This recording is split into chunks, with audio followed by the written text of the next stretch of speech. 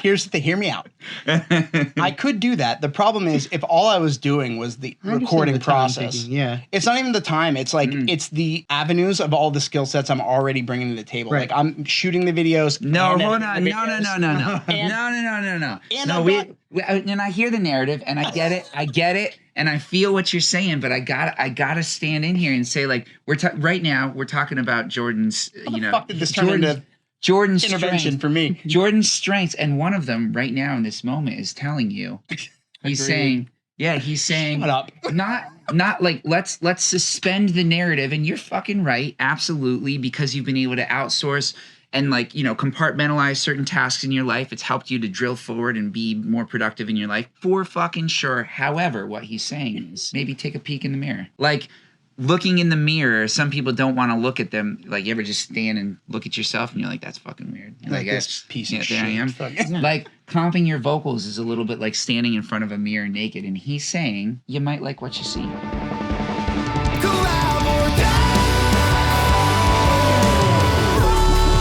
We're always collaborating at all times with the universe.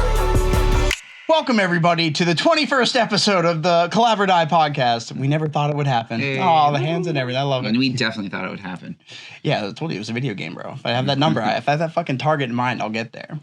But yeah, this ESPN style fucking roundtable setup, I'm like, I fuck with it. I'm a big fan. Yeah, I liking it. And you guys are like I can't say because it's like a mean to say to all of my other guests that you guys are like my favorite guests, but you and I did the longest fucking podcast so far. You did my first podcast, and you were just somebody that I felt like I love you to death, and our podcast felt like it was a little short. Well, I love you too. Dude, it was 2 hours. It just feels short. I was exhausted. Yeah. Well, I like talking, so. But I just thought this was going to be like the panel of. I've had more creative people and like artists, musicians specifically. I feel like than almost any other demographic of people. But I'm starting to branch out into like the entrepreneurial space a little bit more and having more of like tech space and other people in. So that is. This felt like the best panel to put together because we all are doing the same thing in so many different capacities. And I feel like Sam's this like wealth of knowledge. You're this wealth of knowledge. You're this wealth of knowledge. So I'm really looking forward to just the conversation today, the shit that we're going to talk about and the things that kind of afflict us all and are a part of our musical journey. Oh, yeah. But yeah, I'm really glad you guys all made it. I know it's like you got in to town at 7 a.m. So you'll be with us in about 15 to 20 minutes, probably when that coffee starts kicking in. Yes, I will. Yeah, are you normally this, like your demeanor is very like docile and very... yeah, you know, it's... I don't think much about it until people comment on it and they're like, I'll be, you know, I am like this, and then I step on stage and I like turn into something else. Yeah, it's I guess maybe you would say that I feel like this is who I am, but I'm also the guy who like would like just stand up and like go like kick my leg in circles to like, you know, just get energy out. The introverted extrovert. You might say I've compartmentalized the places in my life where I expend energy. That's a good way to put it. Yeah. Yeah. He was asking me whenever he got here because he was here first.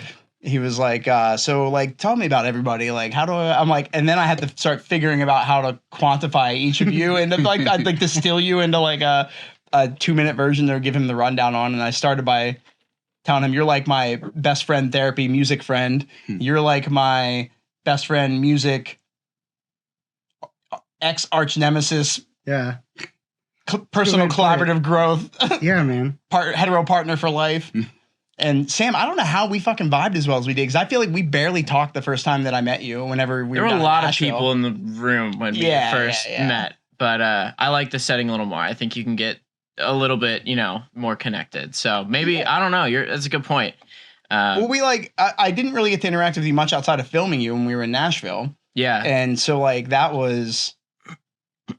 We're coming up on, and this August I think that'll be 2 years. Yeah, like that's fucking wild. Yeah. And then we just kept in touch because like I was just watching the stuff that you were posting, and I was like, this kid gets it. Like, yeah.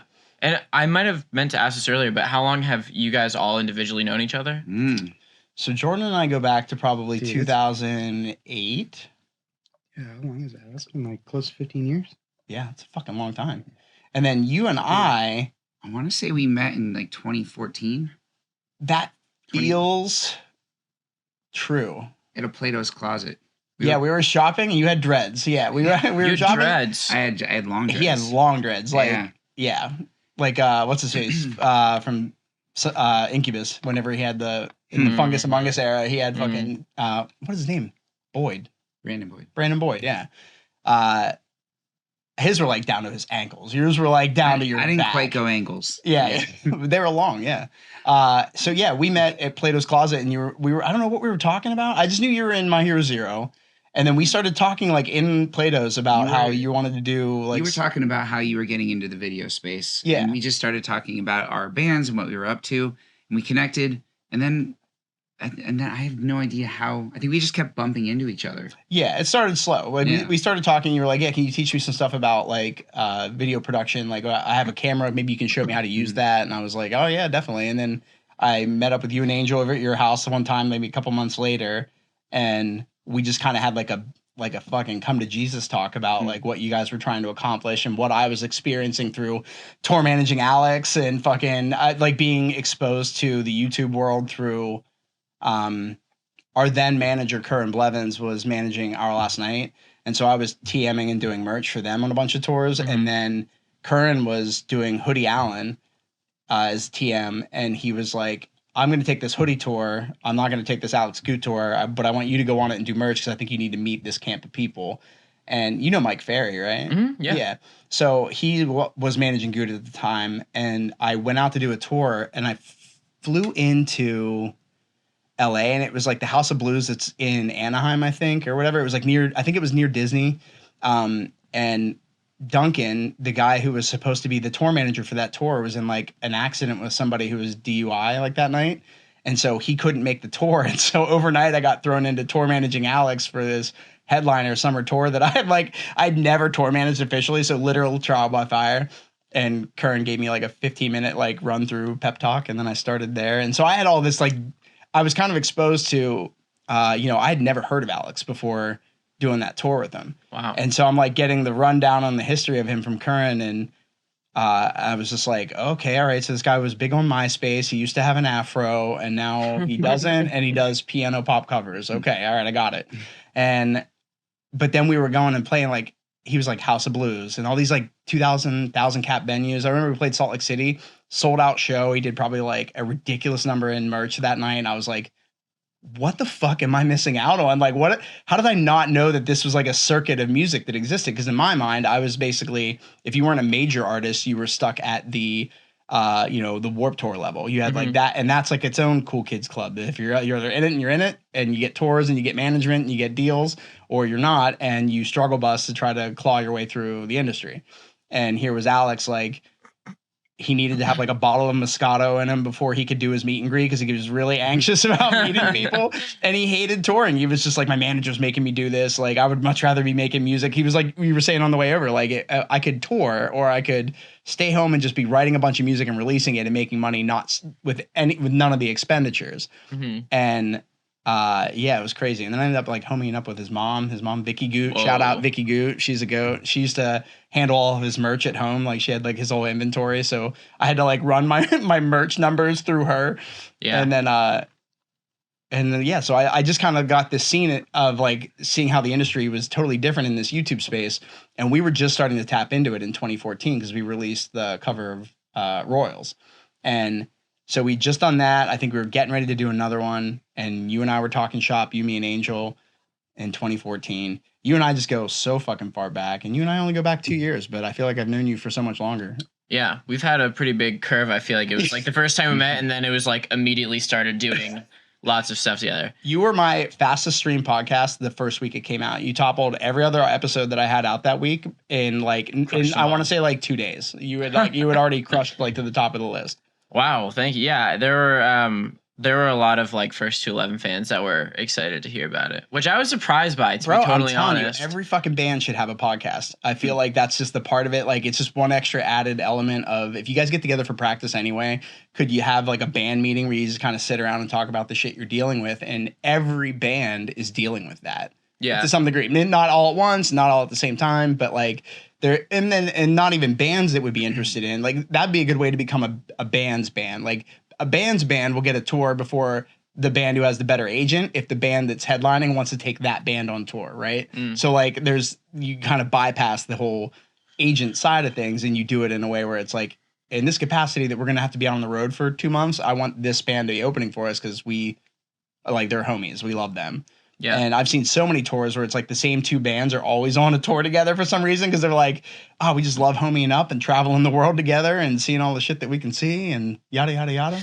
That'd be fascinating to have like a very, I don't know how it would work necessarily, but like a podcast kind of thing that's literally just like bands having like their meetings with each other and just like part of it would be boring. Like if it were like our band's meetings, it would just be like scheduling out covers for however long, which like I'm sure some people would be bored by, but I bet some people who don't know the inner workings of that, who maybe think it's like a crazy team built whatever, but realize it's just like 4 people sitting at a table, like eating sandwiches together or something, would probably have Somebody's a lot got shit on their lip. You're like, yeah, would probably have a lot to gain from seeing like, oh, like that's what they talk about at the meetings. There's also a lot of probably things that we like inappropriate shooting the shit stuff that we probably wouldn't want to have on a podcast. Yeah, everybody's got a band member that they can't let have a microphone. No, yeah, exactly. We all laughed because we all laughed and got quiet right afterwards for a second. We're like, yeah, that could fuck me at any minute if he talks. I'm like, am I that guy? I don't think I'm that guy, but I'm that guy enough that I'm like, well, if anybody wants to talk shit or be too woke for me, like we can have the conversation. Like I'll fucking hold you to the fire and be like, yeah, let's talk about this thing that you disagree with me about. Right. Where the podcast should really be is in the band van. Right, right. Because like you trap everybody in a space where they can't get up and do anything else, and then like that's what really interesting conversations happen. Yeah, it has to be on the road. There's got to be a locked like cage between the driving compartment and the back of the compartment, so they can't get out, and they have to be going like 80 miles an hour, so there's no opportunity to jump out.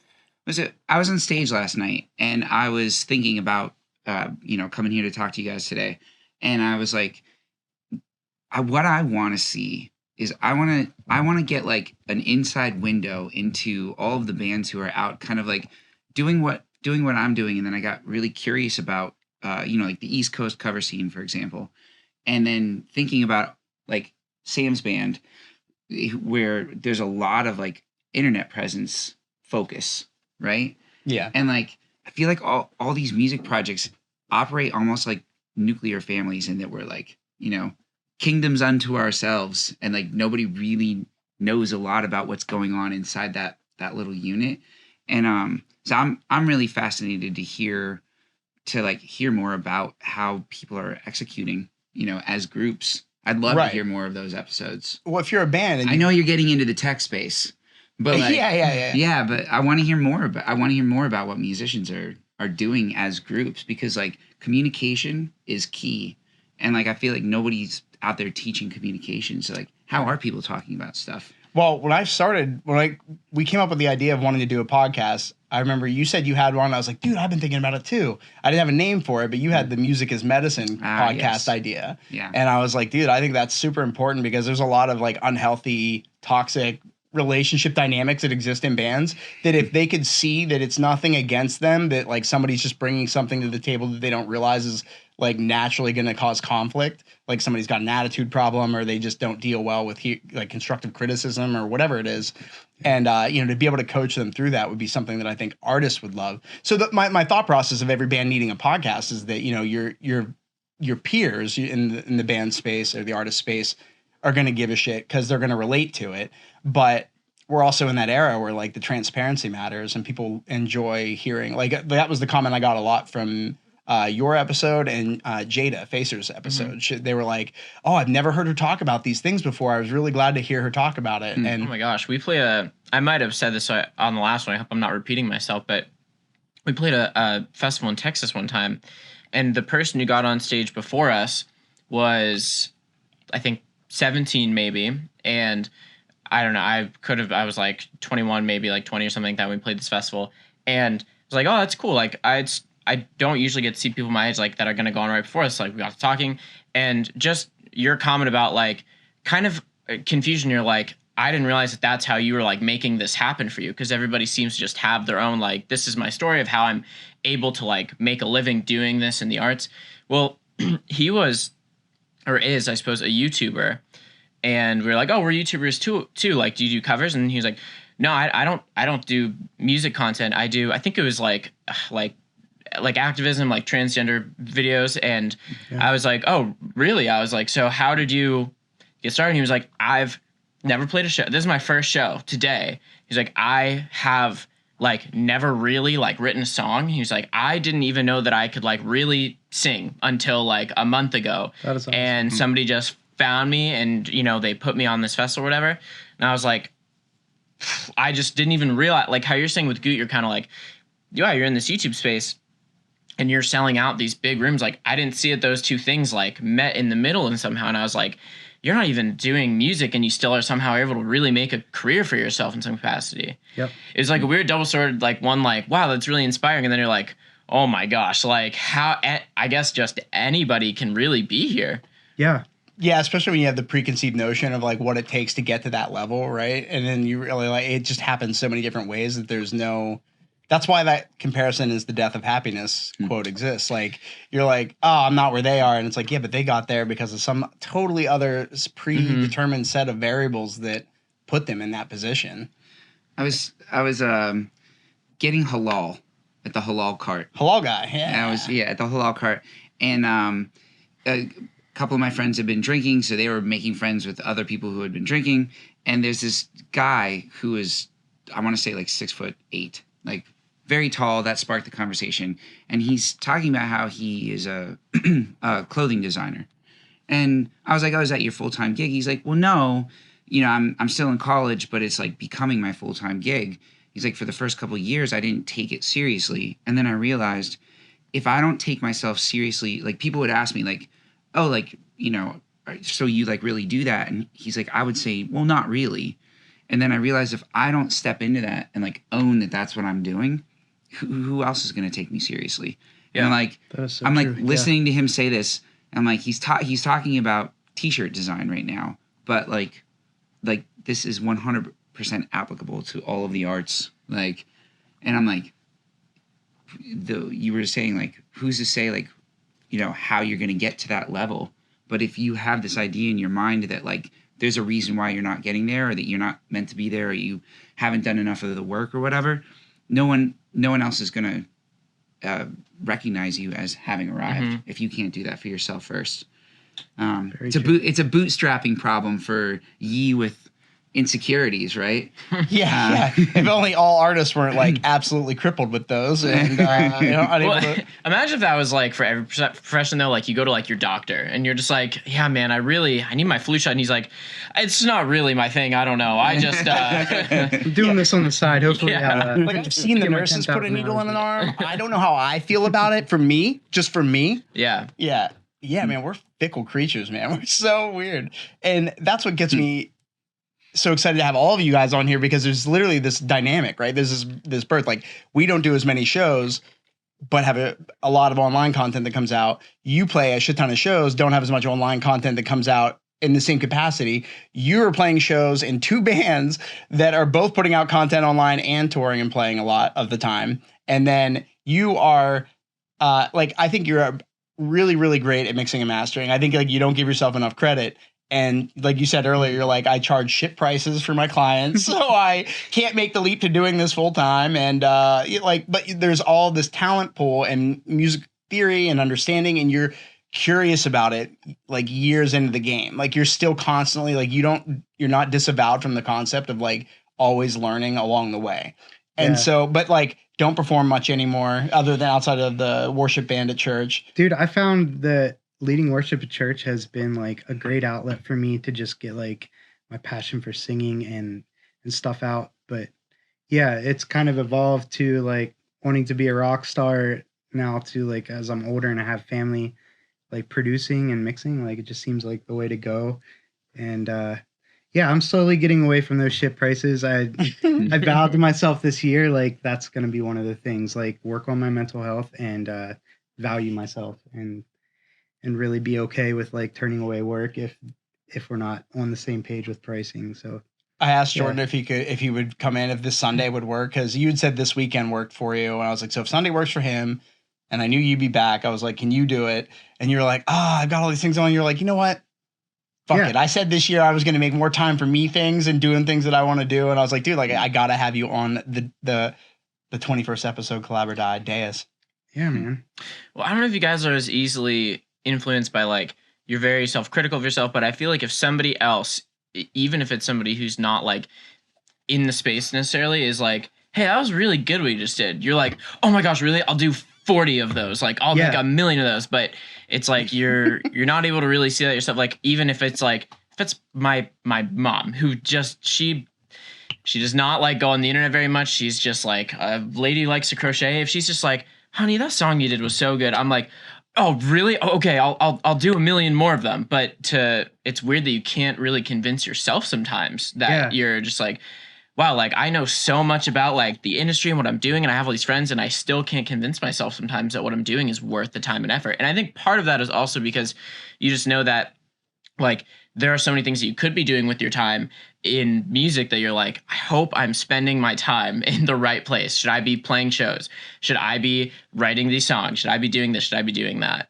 I think it's certainly like mentally kind of destructive to view yourself in that way, like you're not quite good enough. But I think in the long run, like I think that can be a really good thing and what keeps you driven to like be the best at your craft and what you do. And I think it's just really cool that you had like good supportive parents. And I know like me, for example, or we like, talked about this on our last podcast. Yeah, like my parents love me, but like man, when it came to music or just pursuing my passions that weren't down the straight and narrow, is just like, don't quit your day job. Like, what are you doing? You're wasting your time. You're never gonna amount to anything. And like, they didn't mean to put that on me, but like as a kid, like you take that really heavy and which is weird so it's culturally, right? Like we need arts and the arts in general, and so it's very clearly a necessary facet of society. But for some reason, we don't treat the idea of like going into that field as something you should do without having a backup plan. It's like this is like the bedrock of humanity is our ability to connect through art and all art, music, painting, tattoos, whatever. Well, it's like a double-edged sword, like because like people who are interested in the arts, like they have a almost need to express themselves.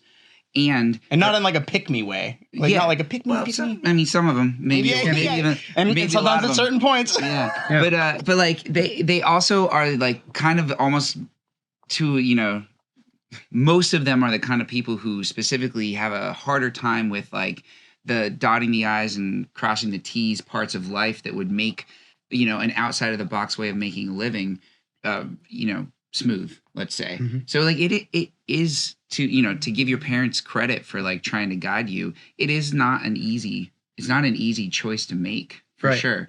And at the same time, like it's a brave choice, but for some people it's not a choice.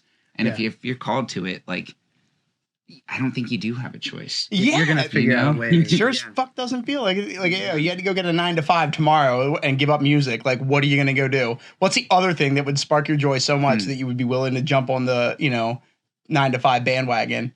You already do it. Oh my gosh, don't even. No, I don't know why you would ever want to draw blood from. So you're crazy. I'm just letting you know. Yeah. I don't know. I mean, like the perfect world, I guess, in my experience, is having that be the 9 to 5. If that makes sense. You can have it be a structured thing that you're like, these are the hours that I spend doing this that makes my living, and these are the hours during the day that I also do music that is more creative, and it's like the next project, so to speak. So. Because, I mean, it's hard. You have to make your own schedule. And I know that everybody here has struggled at some point to do that. Yeah. You're looking at, I bet you were probably the most collectively organized of the four of us here. Walk me through your daily structure for like, because you have a lot that you do during the day that is essentially like your 9 to 5. Well, yeah. Okay. So to be clear, this is like, I'm on an abnormal, like, hustle for stuff right now because I'm very like, okay, a tour might come up soon, and when you're gone for weeks, like you're just good like luck getting shit done. You're on edge, like how am I going to prepare for like weeks worth of stuff to be ready to go? So it's not usually this crazy, but like usually I'll wake up, and when I make content for myself, like filming a video for myself or writing a song for myself, I usually spend from like 9 to noon doing that. And then at noon, I'll go to our studio where we're like filming First to 11 YouTube covers, or I'm like producing a First to 11 cover, or we're doing stuff for Patreon. So that's like First to 11 time from noon to 4. And then from 3:30 or 4 to usually 7:30-ish, I'm teaching private lessons to kids.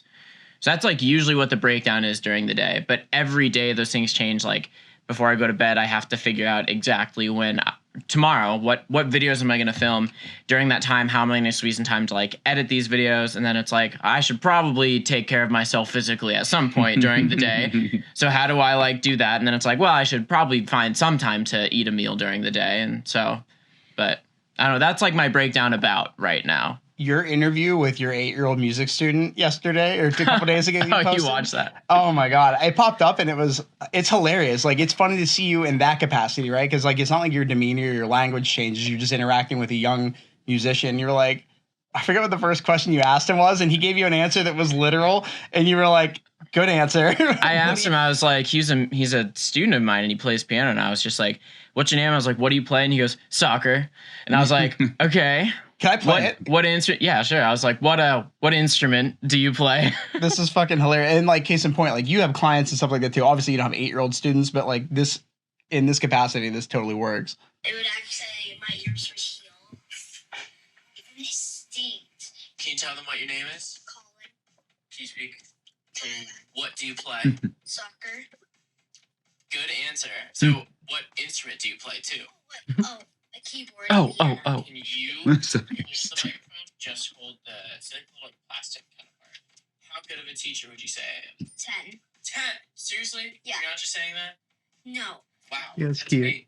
Thank you so much. Why? You're a 10 student. What's your favorite food? Can I choose a dessert? I have a lot of favorite foods for desserts. But if I would have said one of my favorite foods, like one of them, would probably be like a sandwich, like pickles, tomato, lettuce, Justin Bieber. syrup. I don't even know who he is. Oh, Miley Cyrus. I don't even know who he is. What do you want to be like in 10 years? I probably have a car by then. What age do you consider to be old? Well, I feel like you're old once you get into like once you get to like 10 and then you keep going. I sort of think that's when you get old. He's like, I would call it after that. Yeah. So like I was Irrelevant. 94. I would really think like that old. Give me your best joke. Any type of joke? Any type of joke. Well, I used to say this one. You're so fat you eat a spoon, a knife, and a forklift. If you had 3 wishes, what would they be? To at least become like a soccer player or musician, and so that's one wish. And then I would probably for a second wish to at least have a house. I think my last wish. Oh, he doesn't even know that's going to be his struggle growing up. Yeah. I wish I had this video game called Kill It With Fire. It's this really fun video game that's only on Xbox. Sounds violent. But it actually isn't. I usually, since I have to study for a test, He is so articulate for an 8-year-old. I know. Most realistic vomiting sound. Mine would be something like. mine's like. Was that fun? Was it boring? Was it?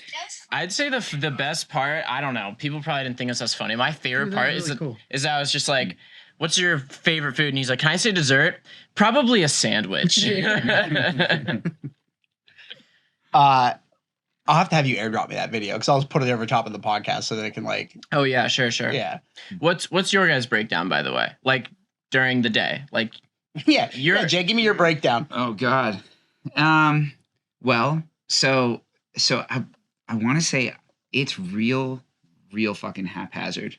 Like, because I play shows on the weekends.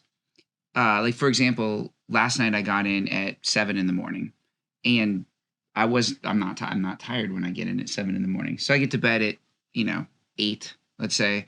And normally on a day where I got to bed at 8 a.m., I wouldn't be up and somewhere by noon because sleep is important for mental health. And so like if on a Sunday I'm sleeping in until 2, 3, 4 o'clock, I kind of get up and I try to have a lot of downtime on Sunday. Mondays I do more like kind of like pick up around the house. Like I like kind of take care of my physical space. And then Tuesday I do a lot of like personal work and therapy. So early in the week, I get out and I try to work on myself. And then Wednesday we get into band practice. Usually throughout the year we're playing Thursday, Friday, Saturday, and then Sunday. But I don't have a daily schedule that I get into. And it's one of those things that I always like imagine that I'm going to grow into being that kind of person. But I got to be honest, I'm not sure. I'm not sure. I gotta be honest. That's I don't think it's coming for me. I don't think that's going to happen in my life. I mean, it's possible that I do eventually grow into that kind of person. But my experience has been that, like, with a very outside of the box approach to life, I still experience a lot of growth that I, would not have expected based on how, I want to say, haphazardly I approach things. And I'm glad you asked that, because I've been trying to process this myself. Like, I feel like it's been a lifetime of me trying to figure out how to be like the guy who gets up at 10 a.m. and I meditate. At 10 a.m. I meditate. At 10:30 I do yoga. At 11 I have granola. And then I'm into 40 minutes of various social media platforms. And then I sit down and I write one song every day, get into a piece. Like, that would be my ideal routine. And I wake up every day and I'm like, tomorrow. Yeah. I don't actually want to do that. I like living my life unstructured. But part of me wonders, like, is that actually that you want that, or that we just lack discipline, right? Because, like, I have client projects, I've got the podcast now, I've got Relic Arts, I've got all of the freelance projects I bring on top of the like my bread and butter client projects, and there is something to the madness of that, right? Like, it's not regimented enough where I can, I guess, rely on it to be consistent every day, because freelance isn't consistent necessarily. But I guess for me, my process has always been, I feel like in the world of opportunities, you can have so many, like, different sticks in the fire, but they're not all ready to catch fire or ready to be pulled out at the same time. So I'm like, I would rather have a lot of shit going on so that when something can be completed and finished, it can be done. I can focus on that and get it done while this thing is kind of going on in the background a little bit. And so that's kind of been, I guess, helpful for me. But then the other part of it is, like, I know that with a little bit of structure and discipline, I would have more getting done. But I also know that for me creatively, I know that you're not supposed to say that, you need the motivation or whatever. The discipline should lead to the motivation ultimately. But for me, I can't make myself be in a creative space if I'm not there. I have a hard time getting to the creative spot. We talked about this, was like one of the first, like, heart-to-hearts we had, was like, I'm just, like, not making enough time for songwriting. And, like, and you were two of the people that I love to songwrite and melody write with, like, the most, because you create a safe space for me to be vulnerable with my melody writing and challenge me to explore in ways that, but through doing that, it's helped me grow. And so I guess, like, insofar as I could sit down and say, this is the hour I'm going to do melody writing for this new song, I could show up and sit down and do it. But if I'm not feeling it, or, like, I'm not in this space for it, for me, I feel like I was driving home from some gig in, like, Harrisburg, and I was listening to our Spitfire demo, and we'd already written a chorus with, like, the Song Lab. And then I was just kind of coming up with melodies in the car for the verse on the way home. And it just happened to be like the perfect day. I was in the right mood. And because I was in the right mood, in the right space, it was like I was able to pluck it out of the ether and put it down. And without having that space of availability, I couldn't have done that. And so but you, do you write a song a day still? Yeah, I pretty much have never done that. I'll get into, like, modes where for a while I'm unstoppable. It's like the songs just pour out of me, and then I have no interest. It's like with Netflix, for example. Sometimes I will sit with a guitar in front of the TV, and I want to try to be honest here, 5 to 7 hours right, a day, a day's worth of work on Netflix. And I'll do that, but, like, after everybody's gone to bed, because crazy attention, like I can't slow down and focus until, like, the world's gone to sleep, and I'll just sit there and I'll play guitar, and I get so much better at the guitar, and then I'm like I've been into political dramas lately because I don't know, because I feel like I learn about people, and I'm sitting there, I'm like, I love this moment and what's happening, and then 2 weeks later, you couldn't pay me to sit in front of a television and play guitar. I have absolutely no interest. I've consumed a lot of content from, people who are, who really preach the routine, discipline, that kind of life. And I forget where I heard this, but somebody was like, a lot of those people are like Michael Jordan, for example, was built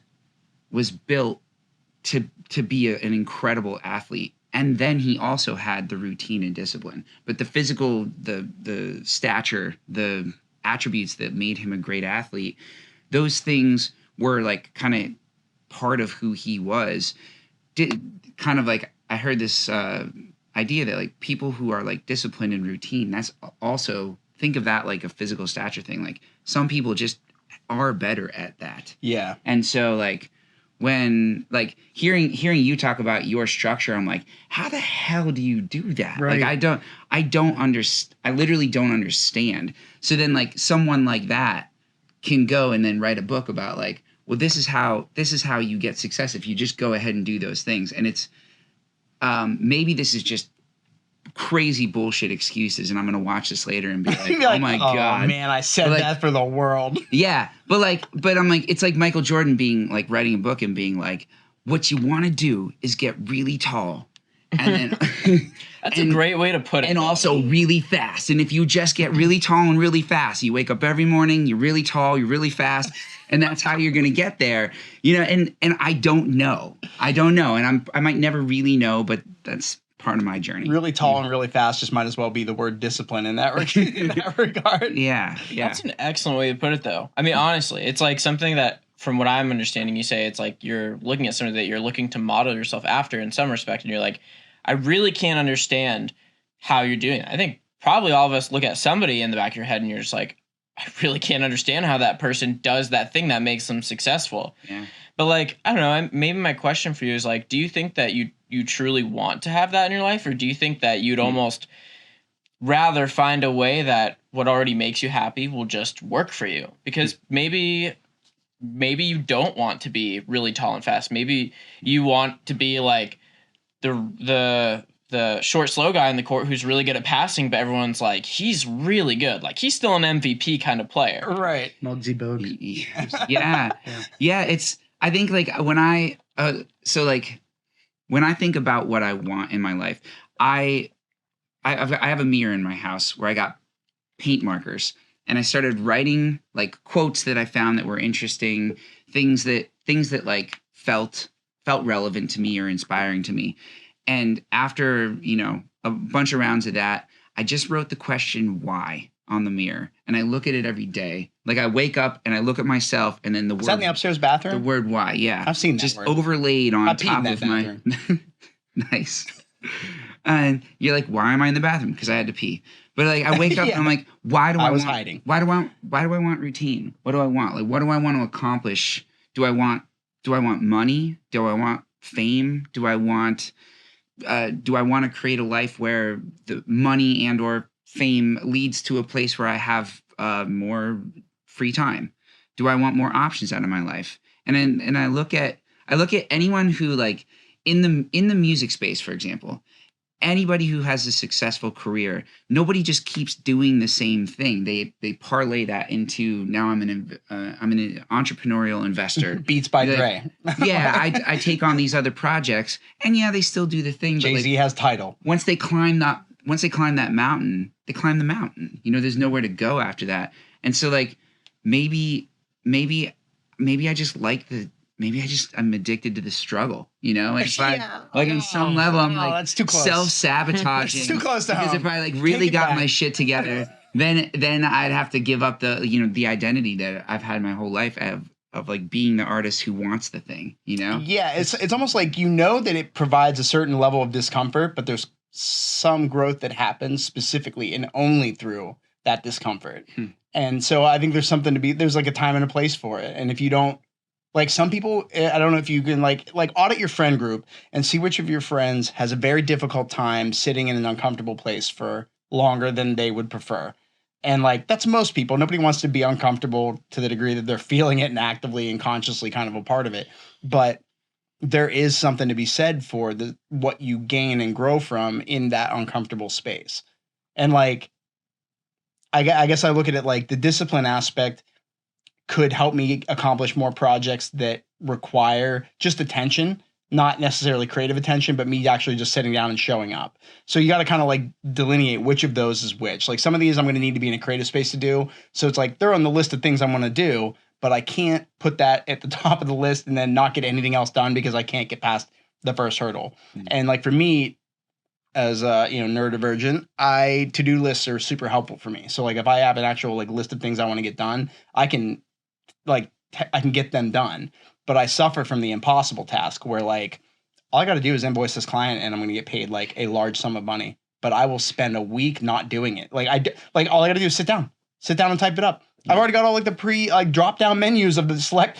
Okay, that's 500 for every 30 seconds. And then there's 2 of those because it was a minute long video I edited or whatever. Like not difficult work. And I just don't do it because it's like, I don't know.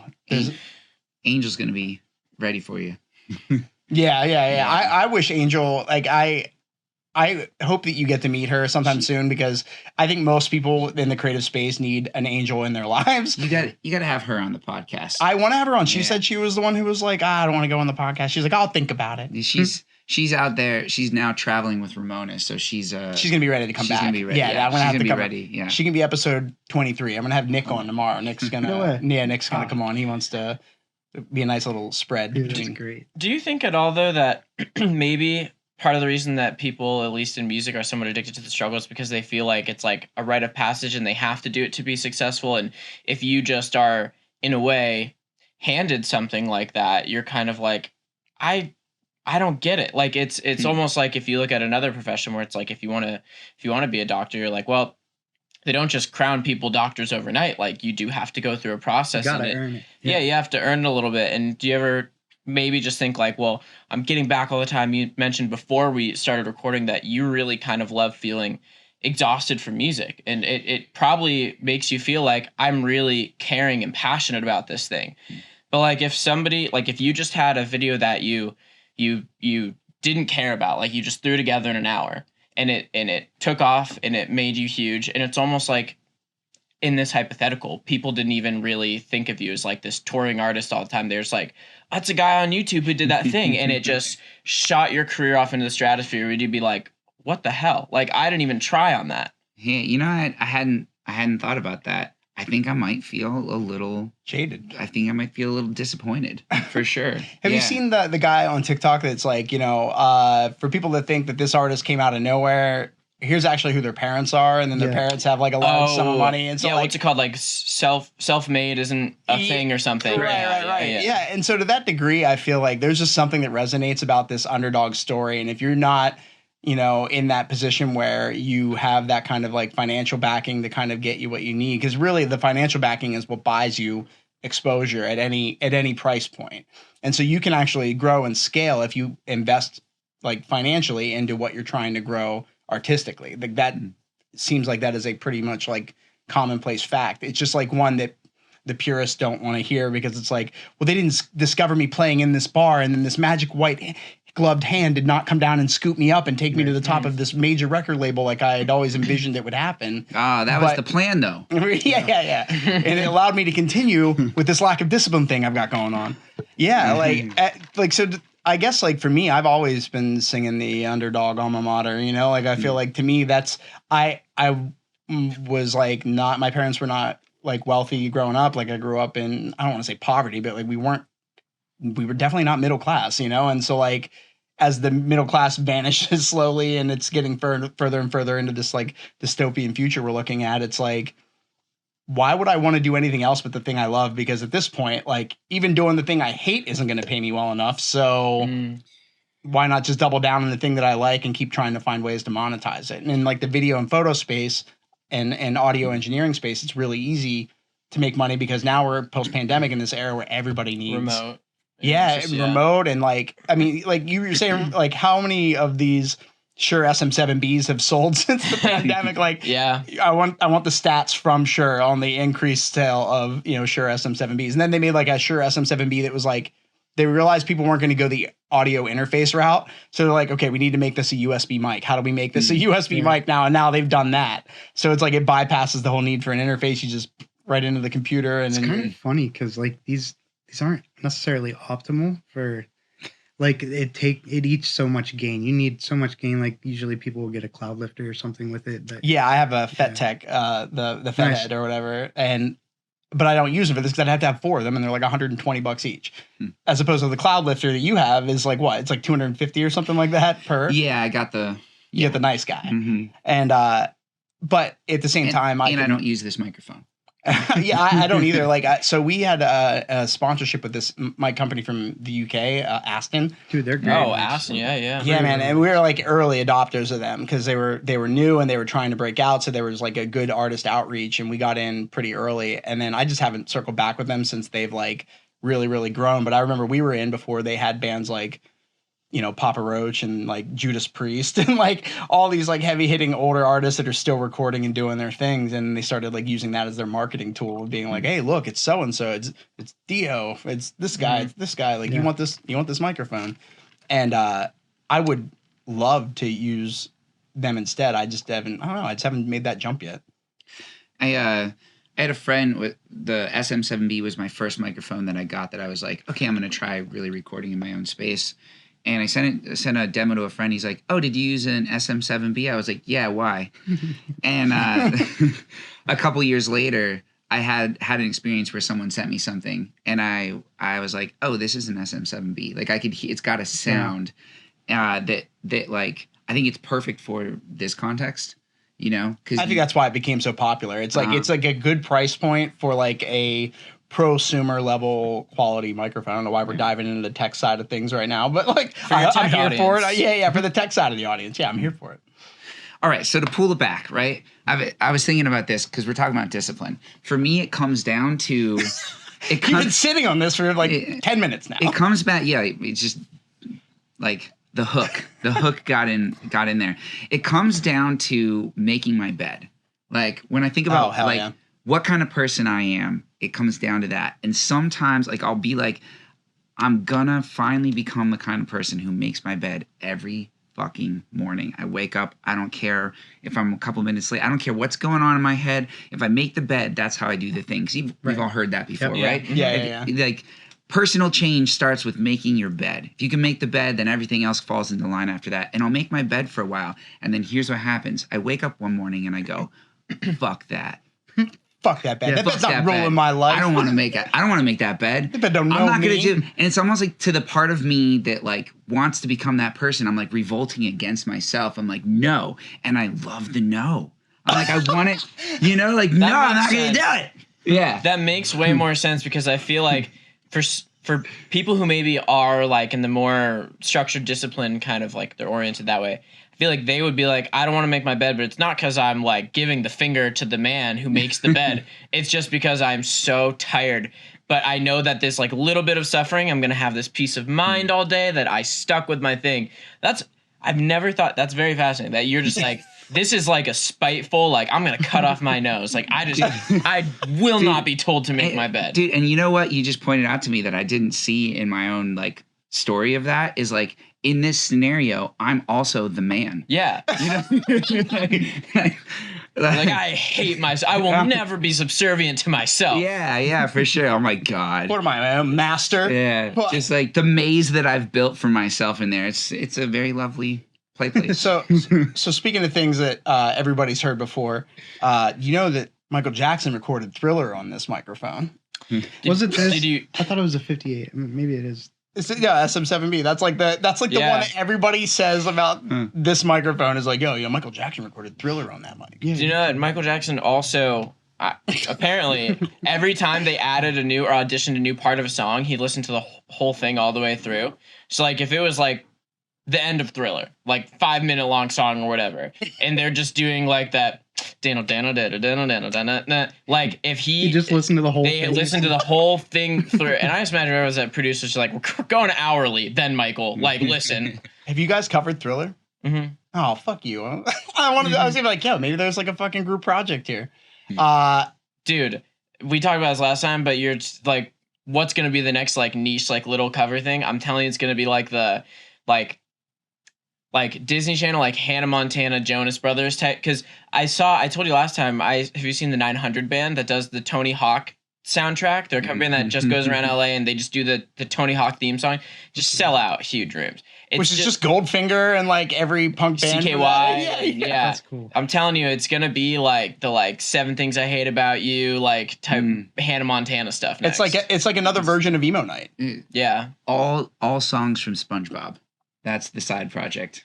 Yeah. All the songs from all SpongeBob. the songs. Yeah. See, I was like, I guess I was too late to the SpongeBob train, man. I never got into it. I've seen episodes, like I've seen things that are funny. Like I totally get it. I just have never had it. I guess it's just never been readily available on a streaming platform where I could just like let it go in the background and maybe watch some episodes and maybe not. I'm in the same boat, but I've been around people who caught the SpongeBob. Fucking love it. thing. Yeah. And yeah. something will come on and they'll just all start like. Yeah, and then you're left out. You're like sitting here like, okay, you're singing this song that you all know the words to. Uh-huh. Oh, and there's a choreographed dance. Okay. And we're doing it in public and it's loud. Okay. All right. Yeah. I'm observing. So I wanted to, but I know there's like no segue into this yet. I could wait for the right moment, but I feel like if I do, I'm going to forget. I want you to walk through the story of the kid, the guitar guy, that guitar guy. What was his TikTok? Oh, Aiden James. Oh, I saw that. Yeah, where he just walks up on stage and plays and like they kick him out or something. Or Yeah. So here, well, let's walk through it from the beginning. We had there's this guy who's got like a huge following on TikTok. For being in this area and we had just had a talk maybe a few weeks prior that like we need to find a way to create sort of like a peer space here where creatives that are in the area for college or whatever can come to continue to do the creative work they do when they're at home, maybe in their own little home vlogging setup, or maybe they're a solo artist and they have a space where they record and stuff at home and do their own videos or whatever. They're here. And this guy is like, he's really good at guitar and does he always pretend to sneak on stage? Is that his thing? No. Actually, his thing, I feel like that has like a very short shelf life on a Bible. His thing, like I want to say, like his thing was like taking his guitar into public space, like think like Lowe's, like going into Lowe's and playing the Home Depot theme, like or like walking around a grocery store, like walking up to people and being like, "I'll pay for your groceries if you guess this song." He did that at a gas station, like if you guess this song, I'll pay for your gas tank, that kind of thing. So kind of like uncomfortable social moments. Right. And so we had to talk about how like we're actively still trying to create this like space here. Basically what you guys have, but in a larger capacity for people to kind of congregate and kind of pull resources and community build. And we no sooner had that talk, I was like, there's got to be kids here that are in college that have like 500,000 TikTok followers that like they have an audience that could generate revenue for the businesses in the area if you're the right kind of promotion or like stints were involved. And so you met this kid like not even like a week or two later who has all these followers and does this. He came up to us at a show. I want to say at a local venue. Oh, okay. All right. We're gonna name it. Okay. All right. He came up to us at a show and he was like, "Hey, I'd love to do a collab." So we had him come over to the studio and we sat down with the interns and we like talked through some of the possibilities and we were like, how might we do something interesting? I thought it would I was like, yeah, why don't you like come down to the studio and, you come in for a guitar lesson and you're like really good. Yeah. And you're really good. I think he had done that video, but like at Guitar Center, sitting down and being like, what kind of guitar is this? And then just shredding, And I think it was our guitar player, someone, maybe it was Angel, I don't know, had the idea to have him like actually like play a solo on stage. So we decided to like rehearse with him and like pre-plan this, like what was going to look like a one-off accident kind of scenario. And so he learned the solo to Stacy's mom. And then he was going to pretend to sneak on stage. He was going to pretend to sneak on stage. And then we got approval from the venue, from one of the managers, and security. And then we rehearsed this video with security. And during the show, he had a friend come, a guy named Set Wilfree, who's that's his TikTok, but he really phenomenally talented content maker. But he had this guy film. He comes up on stage, and what we did is we like faked that he. There's like a stair beside the stage that you use to get up to the stage area, and they usually use it for dining, but they clean it off, and it becomes like the stage for performing. Yeah. And so he sneaks up the steps. So we had, normally the security guy stands like at the side of the steps so he could see the steps and the stage and the audience and stuff. And so we were like, hey, if we're going to do this right, like you need to walk forward. That way he can walk behind you in this video. That way it really looks like he's sneaking on stage. Otherwise nobody's going to buy it. Like it's not going to be interesting. Right. So he sneaks behind the security guy, comes up on stage and grabs a guitar sitting on stage, comes up and like steals the guitar solo from our guitar player. And then our guitar player starts playing harmony along with him. And, and everybody, we're sort of shocked and stuff. And so that was like the whole concept of the video. So I was like, hey, send it to me before you post it. So he didn't. He takes the video home. He edits it. They did a great job editing it, put it out. But one of the things they did is they paused and highlighted it on the security and kind of like pointed out that the security guy missed this, emphasized that the security missed him, which I think is part of making the video interesting. But it happened to be the same week that, was it Kendrick Lamar? What was the? Yeah. The tragedy where. Oh, Travis. Oh, Astro Travis World. Scott? Astro World. Yeah. Thank you. Yeah. Oh no. Yeah. Somebody got like killed or So, yeah. So there was this tragedy. Security was kind of implicated in the not holding it together. So the top comment on this video as it's going viral is like, "Yo, is this a security from Astro World?" Oh no. Yeah, and so it was really it like almost like perfect moment. Could have been a perfect moment where I think it got, I want to say, several million views. It was crushed. It was like 11 million views and over 1 million likes. And went in like super viral. Like for half a year, we were getting like people would send a message to us and be like, "Yo, have you seen this?" I'm like, "Yeah." I just found a video that I sent to everybody that is somebody else posted the video, and it's got like 250,000 likes, and this is like somebody else's rehash of it posting it. It was a fantastic piece of content. This is the first time that I've ever really like publicly spoken about it, or said that we had pre-planned this, because people, I didn't want to ever say we pre-planned that, because it kind of ruins this like magical, the illusion. It was like a really cool moment that we created. Right. Was this TikTok? This was on TikTok, yeah, but it also went viral on YouTube and stuff. The security guard. Well, so the manager who had approved this, the owner got really, really upset because of the imaging around the Astro World thing, and just felt like it didn't look well for their brand. Right. And then the manager denied having approved the concept for the video, and then we got fired from that gig. Dude. So we like, this is like a residency they'd had for several years, playing like one of the busiest nights every week in State College. Yeah. The owner literally passed through our agent the message, "If you retaliate, I'll fucking destroy you." It was like it felt like some Sam's face. Like, yeah. And imagine any venue you've ever dealt with feeling like that about your career. And we're like, wait, so like, yeah, I mean, I was like, this is not what I got into music for. Like, I wanted to make people feel good and express myself. So long story short, for us, our life changed in ways that felt really good. Where we're at, we feel really. This was right before the pandemic too. This was right after the pandemic. Yeah, it was after. was after the pandemic. Yeah, so it kind of like that. Actually, like I'm glad. It's almost like feels therapeutic talking about this because it's been a long time since I've talked about it. And at the time, we were coming out of the pandemic, and I was like trying to get back in the saddle of like, I'm like, okay, I'm an artist. I'm trying to, do bigger things with my life. So I'm going to make these moves. I'm going to step into making this stuff happen. And Sam's been doing that. You've been posting a bunch of stuff lately. I was like, no. Put that on me.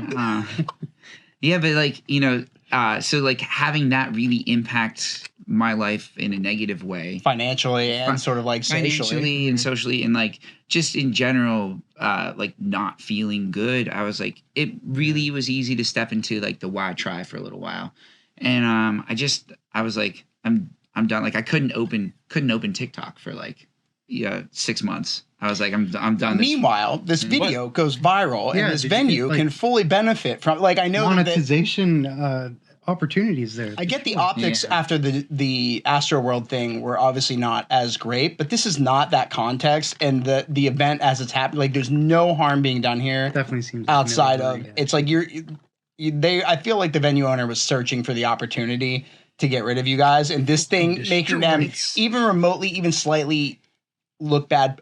The fact that it was pretend and like there was so much going on and around that. I guess I wanted to hear like your opinion basically on this experience, because you come from the world of like, you guys can accidentally put a song out and have it go fucking viral just because you guys are so consistently able to keep up with your release schedule and like have everything. You guys still doing the acoustics on Tuesdays? That will be in the fall. Okay. Okay. Yeah. But like to have 2 songs a week coming out, like you guys are constantly in this revolving door of content coming out. So you get the importance of capturing this exposure and this attention in a space where people have very minimal of it. Like TikTok thrived because it was short form content. I've never heard the word short form content so much in my life. Then after the pandemic or during the pandemic, whenever it became like the de facto term to go to, whenever it was like, oh, your company needs short form content. And so like to have this thing that we plotted it in the basement. Like that was like of the Song Lab. We were just discussing like how we were going to make it happen. And then when it got implemented, we were like, hell yeah, guys, good job team. Perfectly executed. Look, it's going viral. And then everybody's feeling good about it. And then the fallout on the back end being like, you're fired. You're like, what? Well, so like, I've had a lot of time to sit with this, and I can really like touch into and feel what it would feel like to have not been part of that creative process. And then to have to feel like you lost control of the branding around your venue, right? Right. So like, I want to say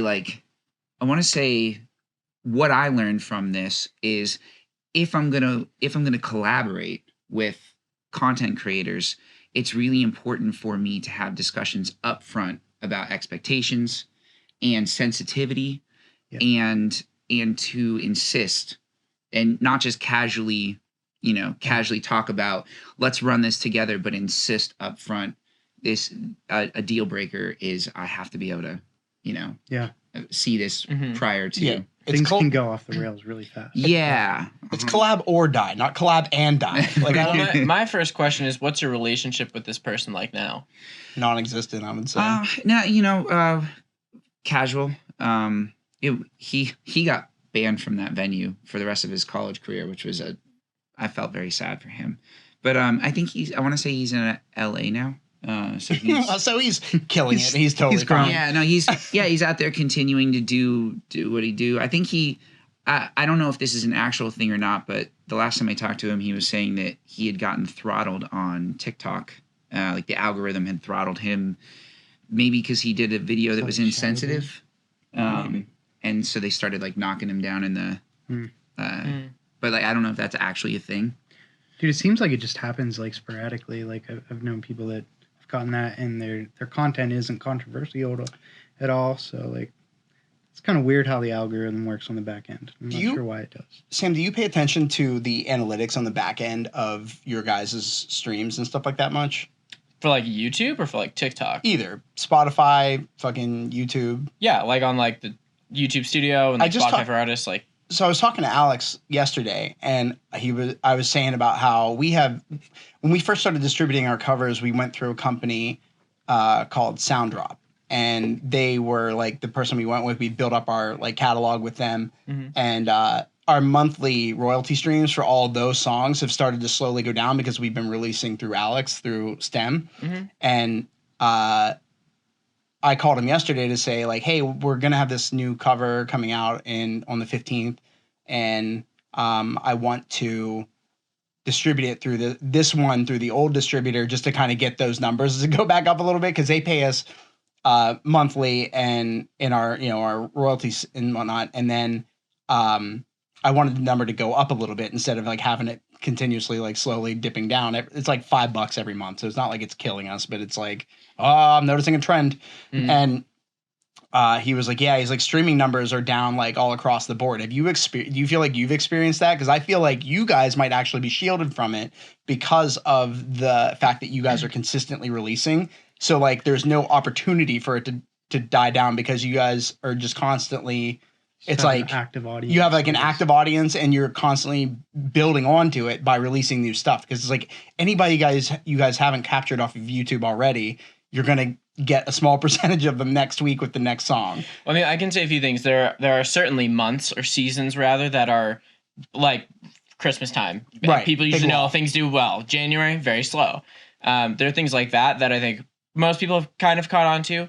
I think I was going to actually chime in with your story on this, but I think because we turn around content so frequently that if something doesn't hit, we try not to look at it on a very macro level of like, oh my gosh, numbers are down. Even though we do observe those things, for the most part, it's like, we didn't get them this week, let's try and get them next week. Sometimes it really sucks because you put so much effort into a video and then people are just like, this sucks, like whatever. Or not this sucks, but they're just like, okay, whatever, cool, who cares? And then it's like, we'll just do a normal in studio, whatever. And then it takes off. So, I mean, I could tell you more in detail of like, if you're looking at like the last month, the last 6 months, the last whatever, but truly it is just, we've learned to accept that things are never as predictable as you might seem, especially with like, which is kind of good, right? That removes the expectation of anything having to do anyway and just makes it a matter of get this done, get this out, go on to the next thing. Yeah, well, I mean, it's you're right, it's good, but it's good for people who are willing to like surrender that control.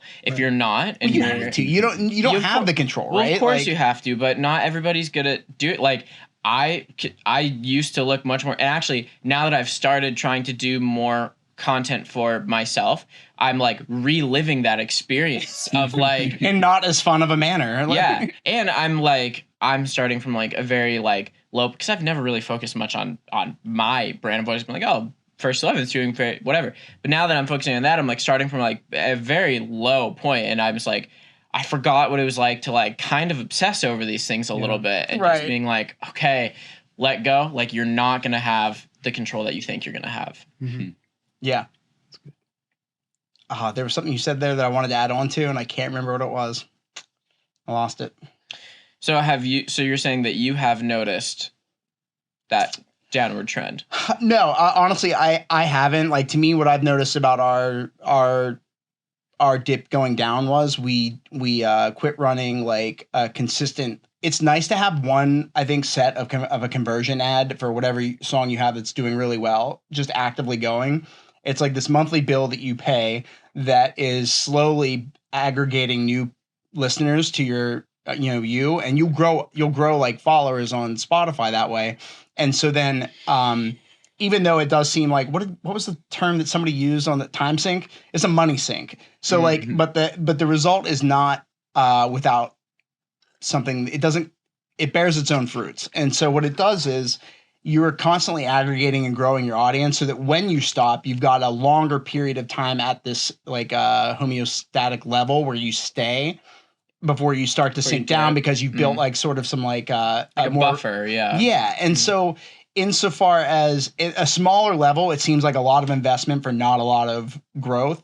And so people will be like, oh, you spent $100, and like they think about what money that generated during that ad period. But during the ad period is almost like the least important part. It's what your trajectory continues to do for the next 6 months afterward. And in that space, you'll see that like there is some continuous growth. So if we run an ad that we just have constantly going, it's $1, $2 a day, what is that, $60 a month? You know, if we wanted to go hard, we could do like $5 a day, spend 150 a month, and just let it ride, you know? And then like every month we're spending 150, and then maybe that's exactly what, like with STEM, we don't get paid as often because for some reason it takes longer for them to like get our royalties up above like a certain every point. 3 months, isn't it? Right, but it's supposed to be every month after you clear like $50 Oh, really? or whatever. If you have Okay. over 50 in your account, it'll send it to you. So I it's remember kind the of day that happened. I was like, yeah. That was when you're like, hey, I got to change my prices, bro, because this number ain't hitting. So, but by doing it, you basically build up your numbers, and then you have the ability to, if you have that continuously going, like, yeah, you are sinking that money, but when you stop, the length of that keeps going. And if you get that number up high enough, if that expenditure is already getting you new people and you're releasing stuff and you've got new things to kind of cycle in as a new conversion ad that do well, then you'll be able to see that at a certain level, it's not just sustainable. It's like a best practice that you should have implemented, because I know a lot of people were like, oh, I hate the idea of having to pay for exposure. It's like, bro, you're doing it one way or the other, your time or your money, and they both equal the same fucking thing. So like, you might as well dive deep into it and go for it. Yeah.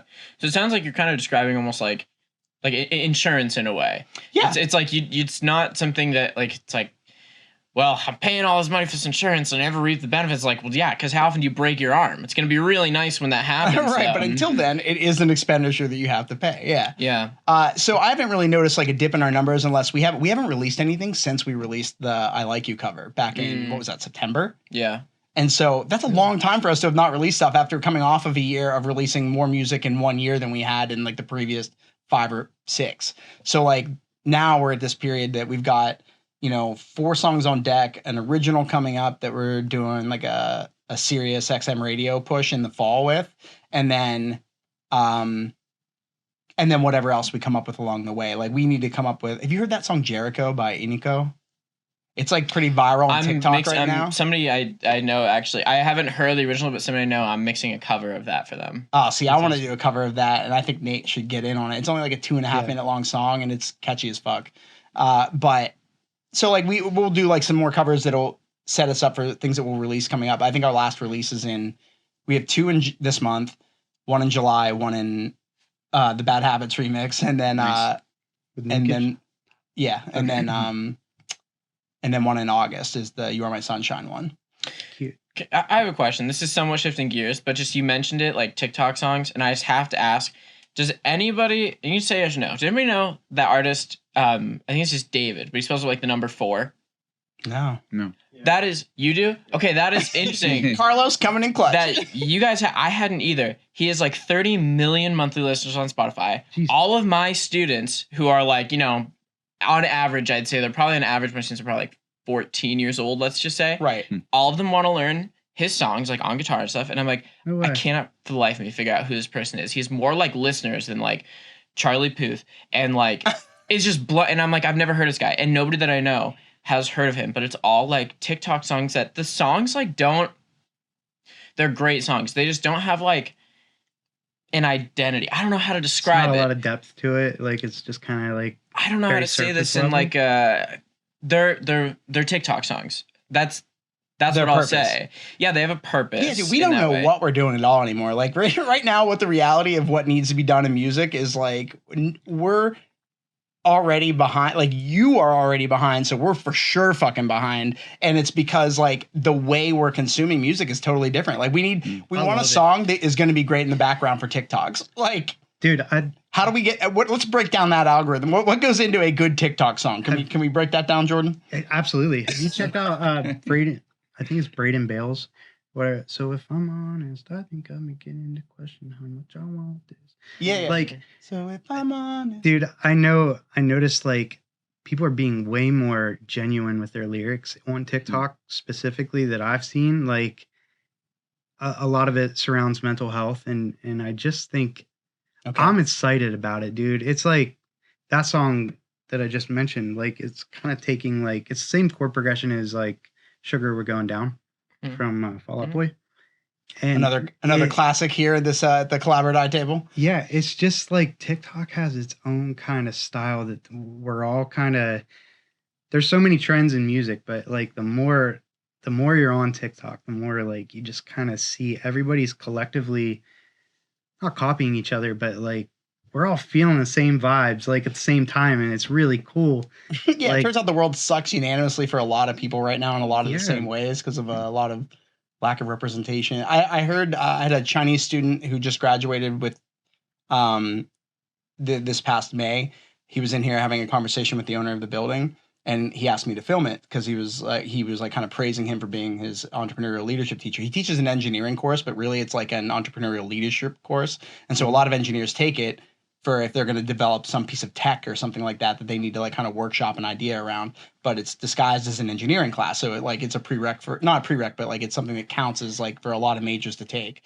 And one of the things he said, being Chinese, he's like, China is going to, in the next, like, their next 2 to 3 year plan is to regain control of Taiwan, which is where ByteDance is located. And at that point, TikTok will be gone. So like we're probably looking at within the next 2 to 3 years, if not sooner, maybe randomly, TikTok being gone. So it's going to be like, what is the app that supplants that one? There'll always be that next platform, like a faith that. I'm sorry. No, but the TikTok algorithm knows me so well. I don't want it to go away. I don't want to have to wait for another algorithm to build up understanding the weird shit that, like, you know how like you can't show somebody your own For You page because you're like, hey, don't judge me on that one. I don't know why I like that. That's not even, don't even worry about that.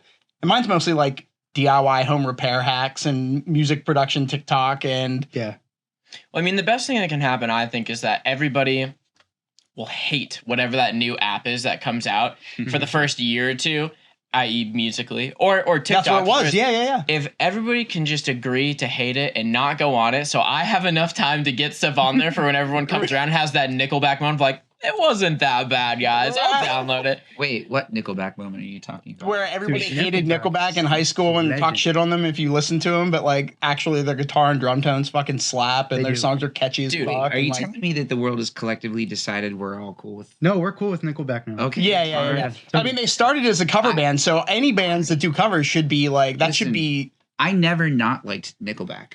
I jumped in there was the no bandwagon coming for a back. while. There was no coming back for me. I was just like, great. I love the Die tone. Hard. It was kind of like the pandemic when everybody else was kind of knocked on their ass and everybody had to slow down for a second, and they were like, "But I don't know where my next paycheck's going to come from," and they're freaking out. I'm like, first time, huh?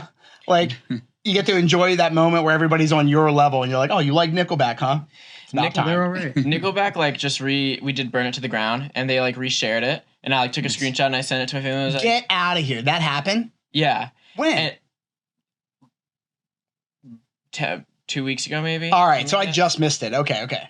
So I like sent it to my family, and they're all like still in that like So do you like They're- know Chad Kroger now? no, but that is something they would say, which is just absolutely not true. No, like the 20-year-old in social media manager knows who we are, but no, it's Yeah, My- Nickelback social media guy Yeah. knows who you are. my family was like on that, still like, oh, Nickelback, like everybody hates them, blah blah blah, and I was just like, dude, you guys are just how when was the last time any of you guys listened to Nickelback? And they're just like, well, never really. And I was like, oh my god. Let me play you this song real But quick. you know what? I'm gonna call it that. Maybe people should just start hating on them again, because now all of a sudden it's gonna be too trendy to love Nickelback, and then Yeah. it's gonna be Right, like, right, I want to right. go back to hating them.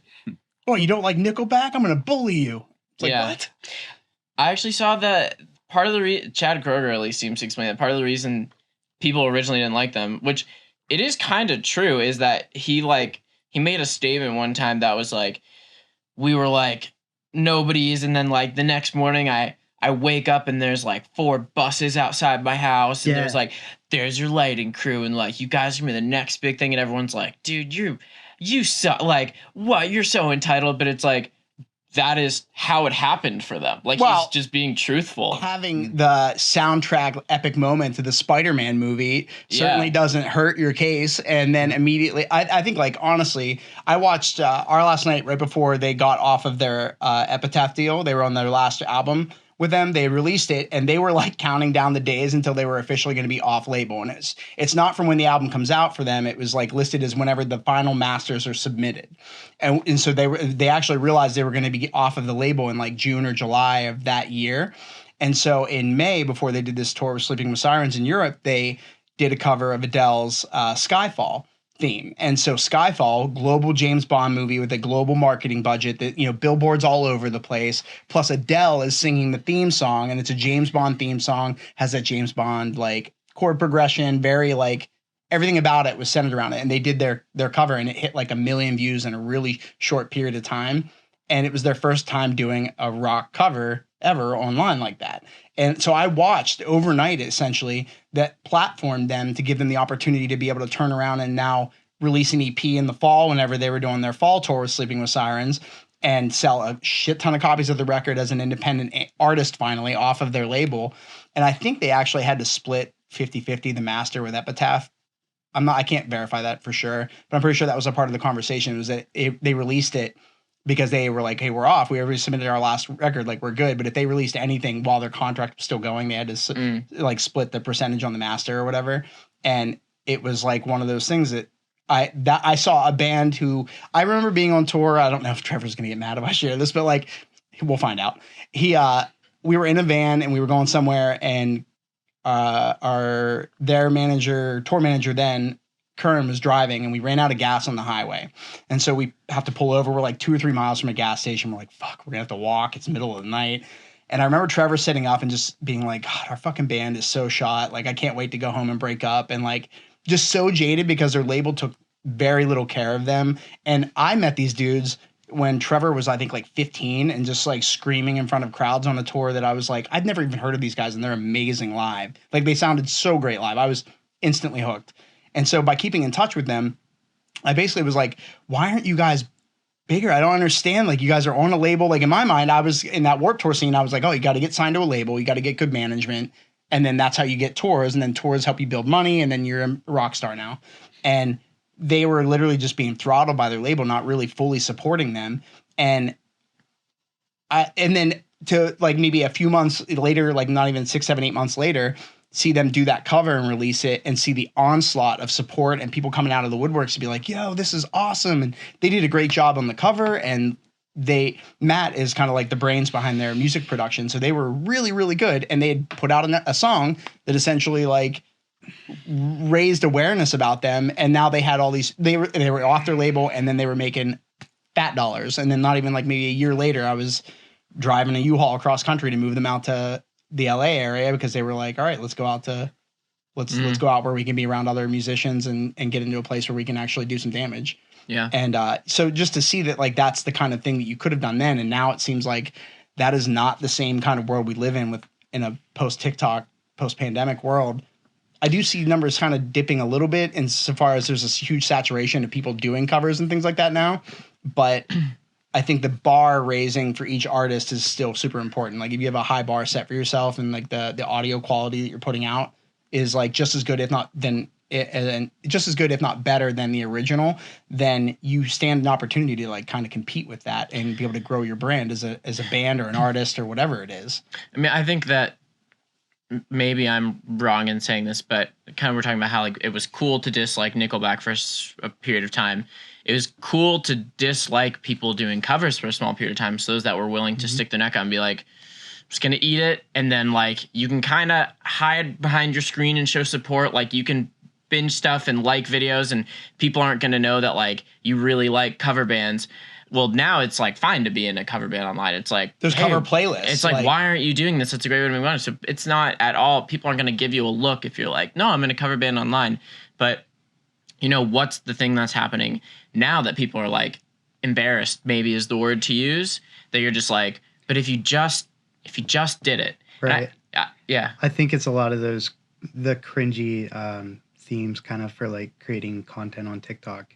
I hear a lot of bands talking about it. It's like, we have to be like, they just have to put on like this cheesy, like, hey, what if we combine this band and that band? I wonder what that would sound like. And then, or like, I can't think of any off the top of my head, but it's just like staging these scenes that are trending right now that I know a lot of bands are just not feeling personally. I like Connor Price's approach, where he like pretends he's the engineer and he's also the artist. Yeah, and then there's somebody that pops in. Like, those are skits. So to me, it's like I can enjoy watching the story develop as I'm getting into that. Like, well, that's kind of what it takes. But the problem is you can't just replicate that Right. and see the same level of success. And I see a lot on TikTok. I don't know how your guys' feeds look like, but a lot of people are like, you got to have a hook at the beginning of your TikTok video to get people's attention and get them to want to stay and care about it. And so everybody should do this thing. My problem is if everybody does that, then that becomes the new thing that really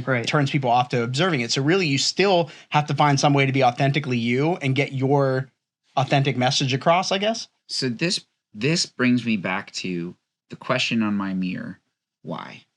Right. Like, I'm sitting here like listening to this, and it's like, you know, we're armed with supercomputers, and we're turning our attention to what's happening in the world and how the music industry and the attention industry is shifting.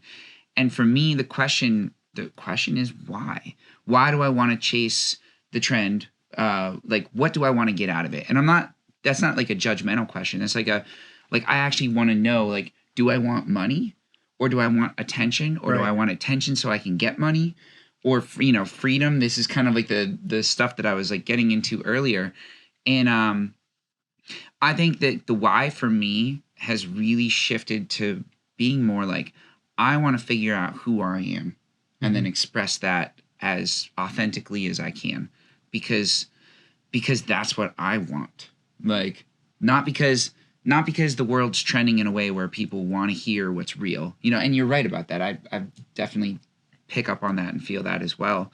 But like, it's because I'm so fucking tired of operating in like what should I be doing? What's the right way to be doing this? Yeah.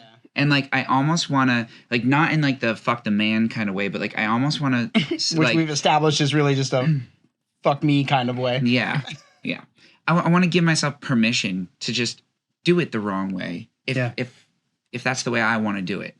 Does that make sense? Yeah, I think the authenticity is the one thing that you can't really put a label on outside of that. Like, it just kind of gets to function in its own space of being who you really are. And I think a lot of people are in this, well, I guess if I had to authentically be me, I would be this thing. But really, that's not what authenticity is. Like, so you have to kind of figure out what it really is going to be for you and do that, like, earnestly, because really all of these people we're trying to capture their attention of, they're like an audience, like a subset, a niche of people that like whatever they like. The problem is people like all kinds of stuff. I like heavy metal and I like pop songs. So like, I can be marketed anything to, if you play your cards right, I'm going to listen to it. So like, it really just comes down to it's not just a, why do I want this, but like, or why, how should I do this for me to compete with others? It's really just a, how do I want to do this for me? And like, that question is kind of weird when you're kind of looking at all the other examples you feel like you have to live up to, or, you know, aspire to kind of connect with. And a lot of artists are not even at that part of the journey. I feel like I mean, locally, I think the local musician community, not just here, but probably in all little nooks and crannies of this country and the world probably, are in that place where they just, you know, we don't really understand how anything really works, right? Like, nobody is sharing how the algorithm on TikTok really works. It's just, we hear a bunch of influencers tell us that this is the change that's been made and these are the things you need to do now. And I think as an artist, it's hard because not only did already music specifically shift from being just an audio format to being like we need a visual to go with it because we want to see what we're listening to kind of thing. But now it's also like you got to dive into this whole subcategory of how you market yourself. And that kind of puts a lot of artists off because they feel like it takes them from the creativity side that they enjoy so much. And when I made the jump to doing photography and video and music, I felt like that actually opened up a door for me. Like, it's all in how you view and treat it whenever you're exposed to it. Like, for me, now having a visual component that I have to add to music was not a jarring thing. It was like, okay, this is going to be more work. And I mean, I don't know shit about this thing yet. So I got to figure out this is a rabbit hole I got to go down. But I got to figure out that I'm going to enjoy getting to explore a visual aspect of music that I didn't know I actually enjoyed. And so that was interesting. Do I love marketing yet? No, but I feel like that is the next part of it, is figuring out how you do it. Like how you do it and how you integrate it into your authentic process of like, okay, I'm going to do this. And like, look at Eric Damiano, some of his stuff. Like, he's always posting things that it's like him in a shitty basement. And I'm like, hundreds of likes. I'm like, how is it? So like, clearly the metric for what's going to sell and what's not going to is almost irrelevant to what each one of us thinks. It's like, you just got to do what's real for you and do it consistently. I think consistency is key. I think that's why Yeah. First 11 and Concrete Castles is killing it. Like, you guys are nothing if not consistent, and like that allows you to the freedom to continue to be your goofy selves. Like, you post some of the, like, not, I don't want to say cringy in a bad way, but you post things where they're like, I love that he does not give a shit. He just posts whatever he wants. It's like, here's a good hair day. I could find like a couple posts on your Instagram for sure where it's just like, there was one with like ice cream, I think, that was really funny. You just post shit that's like, it's so vulnerable and like not like the highlight reel, you know, like, but it is your highlight reel, because it's like you're genuinely happy, I think, in the things that you put out there. And I think that is actually kind of like opened my eyes a little bit to maybe I'm overthinking this thing, which is a definite thing I'm doing, by the way. But I think a lot of people get caught in that, is just overthinking it. And when really it comes down to like, people just want to relate, like the viewers just want to relate to creators and vice versa. And I think the more genuine you are, the more outside of your head you can get, you'll see success, just consistency and genuineness. I'm hoping that's the way it is, because that's what I seem to notice, like just watching everything. But my battle has been trying to figure out a way to get my haphazard schedule to still result in consistency in releases. And like, if you can kind of tumble through that process, you can do some damage. But That's fascinating that you are, I would almost say, optimistic, maybe, just about like authenticity leading to some sort of sustainability and success. I don't know. I certainly don't want to be like a pessimist, but I am sometimes like,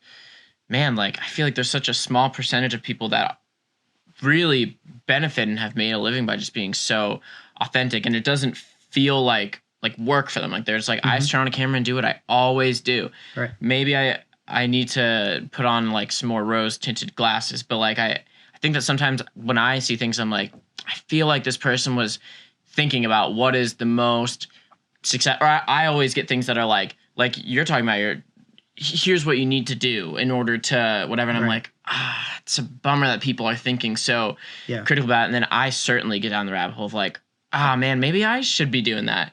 But then the next day I'm like, no, that's so dumb. Like, I'm just going to make stuff that I think is really cool, and if it doesn't catch on, then whatever. And like, we goes by, and I'm like, shit, nobody cares. Okay, well, let me go back to doing stuff that I think people care about. Right, yeah, it's a never-ending game of tug of war for sure.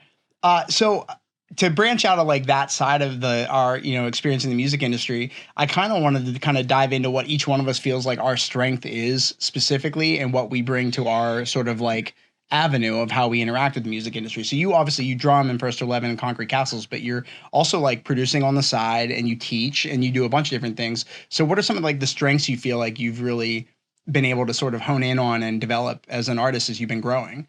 Good question. I do produce for other people now, like other content creators who are doing covers. I'll make like their backing tracks for them, or other like bands in the area that like want producers. I'll do that. I mean, generally, I think I said this last time, but I feel like my strength is being able to do many things. Like I'll wake up the extra hour early to make sure that I can get that extra thing done, or trying to be consistent with things is like generally a strength. But I think I'm also like, maybe a strength, I hope this isn't too vague, but I'd say I'm pretty quick to pick up on things with like, if I have to, like, I had to learn how to edit videos more, seriously. And I think I was able to just like in a week get enough of a footing that I was like, okay, I'm at least good enough that I can put stuff out and people won't completely laugh at me for this. But I don't know.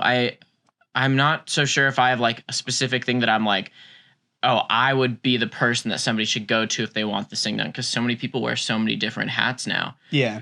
But I don't know. I guess again, just to maybe sum up, I think I'm very good at like, somebody gives me like a hefty workload. I think if somebody's just like, I need, like, I guess sometimes we get people who ask for commission covers, like an artist themselves. Like, we've done ones for like Rolling Stones or Kanye West or whatever. There's like, we have a record coming out like tomorrow. Can you have a cover of this song done so that when it comes out, like, all these covers are on YouTube and it like boosts our hype around the thing? And they're like, can you have this cover done by tomorrow? And I'm like, yeah, no problem. I'll have it done in like 5 hours and it'll like do pretty well. So maybe that's like what my strength is, like getting stuff done, like pretty decent quality of work in a short amount of time, and like handling that workload. The flip side to that, by the way, not in like a self-deprecating way, but just truthfully, the thing that I'm less good at is probably like committing to one idea and being like, that's a really smart idea that I think a lot of people are going to want to see,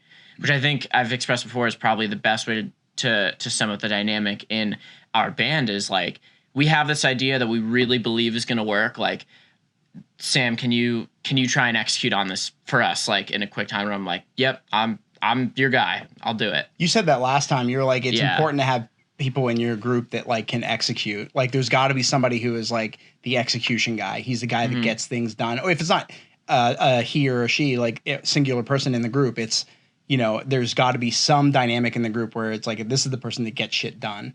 And so it takes like every band's got their own process. I think when you think like your process is kind of weird, but you realize like everybody's is weird, and some people's don't even stack up to yours, and like you may not feel like yours stacks up to somebody else's. Like it's very interesting to hear you kind of talk about it in that context, because you are like this get shit done kind of guy. So that kind of in your ability to be like malleable and adapt to what's coming up on your plate, and still maintaining curiosity enough to dive down rabbit holes to kind of develop is definitely like a strength that I see in what you do, and it's spilling over into your personal stuff because you're doing that. Yeah, I'm trying. Fault would also probably be, and then I'll pass on to you, would probably be, you said it earlier, saying yes to maybe too many things. Yeah. Kind of like a badge of honor of like, oh yeah, I can totally get that track to you, but first I have these other 8 things to do, but I'm gonna get it to you tonight. Like that's for sure. And it's like, hey, maybe you should go to bed before 3 a.m. And it's like, nope, said I was gonna do it. But anyway, what about you? Well, if you just don't say yes to anything, you don't run into that problem. You know what I'm saying? Why don't I think? Hold on, let me write that down. Let me get this note out real quick. I've been really working on like stepping into this idea that no is a complete sentence. Like that's been like my thing this year. You said that earlier last week to me whenever we were talking. Yeah, it's just no, period. And I love no. It's like almost like in a bratty way, like walking around like no. Make your bed. No. No, yeah, okay, so my strengths. God, I love being on stage. It's always been that. I think that like whatever it is about people, like, so people pleaser to the max, right? But what that has given me, one of the things that came along with, I think people pleaser is like almost like a negative trait to have, right? Yeah. Like it's like we all accept like, yeah, you don't want to be a people pleaser. You want to be, what'd you say earlier you're trying to do instead? Dude, I don't even know. Just kind of, just do the things that I want to do this year instead of like being a yes man to like everything. Yeah, you don't want to be a yes person, being a people please, like that people pleasing trait. It's like I also ended up being really sensitive to other people's needs, right? Yeah. Like constantly aware of how other people feel. Empathy. And it's like empathy is like a self-inflicting wound. Yeah. It's like empathy, but like preoccupation with other people, right? Like it's like almost like a codependence, which is you're like, oh, I can help you. Yeah. Extreme amounts of codependency, and like you could call it empathy. Some people call it, I'm a highly sensitive person, which I went down that rabbit hole as a label for myself. But like very, very sensitive. So when I step into a space, I can feel the room. And I'd say my number one strength is walking into a room and being able to work with the energy that's there. Take the temperature. If I want to move people around a space, I move people around a space. It's like, I'd say like the thing that I like really drill down into is I walk into a room, I get into a show, and like my mind is just constantly going, where's the moment? Where's the moment that I'm going to pull all of this together and I'm going to make something happen? Yeah, you're threading a needle for sure. Last night I gave a speech. It's not like I kind of got out of the speech thing, but like, every now and then I still get into it. And last night I'm sitting there and I just stopped the show in between a couple songs that we were playing. And I go, I was thinking about it. Like live music is like a pyramid scheme, right? Like, You've got me. Yeah. And I'm like, it's like but like It's called somebody's multi-level marketing. yeah, somebody's got It's called reverse funnel system. Yeah. somebody's got to buy in. But if you buy in, then the people who buy in after you, then like you get people to buy in, then all of a sudden like you've got to like buy into this idea that I'm going to have a good time right now. And if you buy in, you're going to end up having more fun for yourself. I'm not sure I really got there with the explanation or like where I'm going with it, but it's like on some level, like, you come out and everybody's got their own insecurities and their, like the spotlight effect of like, everybody's looking at me. I don't want to be seen. And then, but like, if there's a tipping point where people kind of get out of their own head and they're able to focus on anybody but themselves for once, and they all get to have this collective experience of we're making a cool thing happen here. Like, there's always just like this little nudge that I can give to tip That's awesome. any amount of people into that space. So I'd say that's my number one strength. And also when I was a kid, my parents are both music teachers, and my dad used to always say, as a detriment to himself, he's like, I'm a jack of all trades, but a master of none. And like, as we're talking about, Yeah, because people stop that phrase there. But a jack of all trades, a master of none is better than being a master of one is the full term. maybe, But people cut it off at that first part, and you're like, okay, yeah, that's better to be you could make the argument though that if you focused on just the one, it did only the one thing exclusively, that's how you end up achieving a lot of success. But I personally I get interested in a lot of different things, and I feel like it all kind of informs the other stuff that I'm interested in. Do you notice it in that haphazard schedule that we have, that like that information you see kind of bleed into other things just randomly and sporadically? You're like, oh shit, this dot just got connected because I allowed space for it to sit. Yeah, absolutely. It's the marinating of the information of what it means to be alive and be human right now. So on stage for me, that's a major strength of mine is how I perform. But in the production space now. Well, so yes, in the production space, I've definitely grown into that. But I really think where I show up is as a teacher. Like, I started teaching. So I started playing drums when I was 5. I started teaching drums when I was 8 years old. My parents were both music teachers, and they passed on their students whenever I was a kid. They had more people who wanted to learn than they had time for.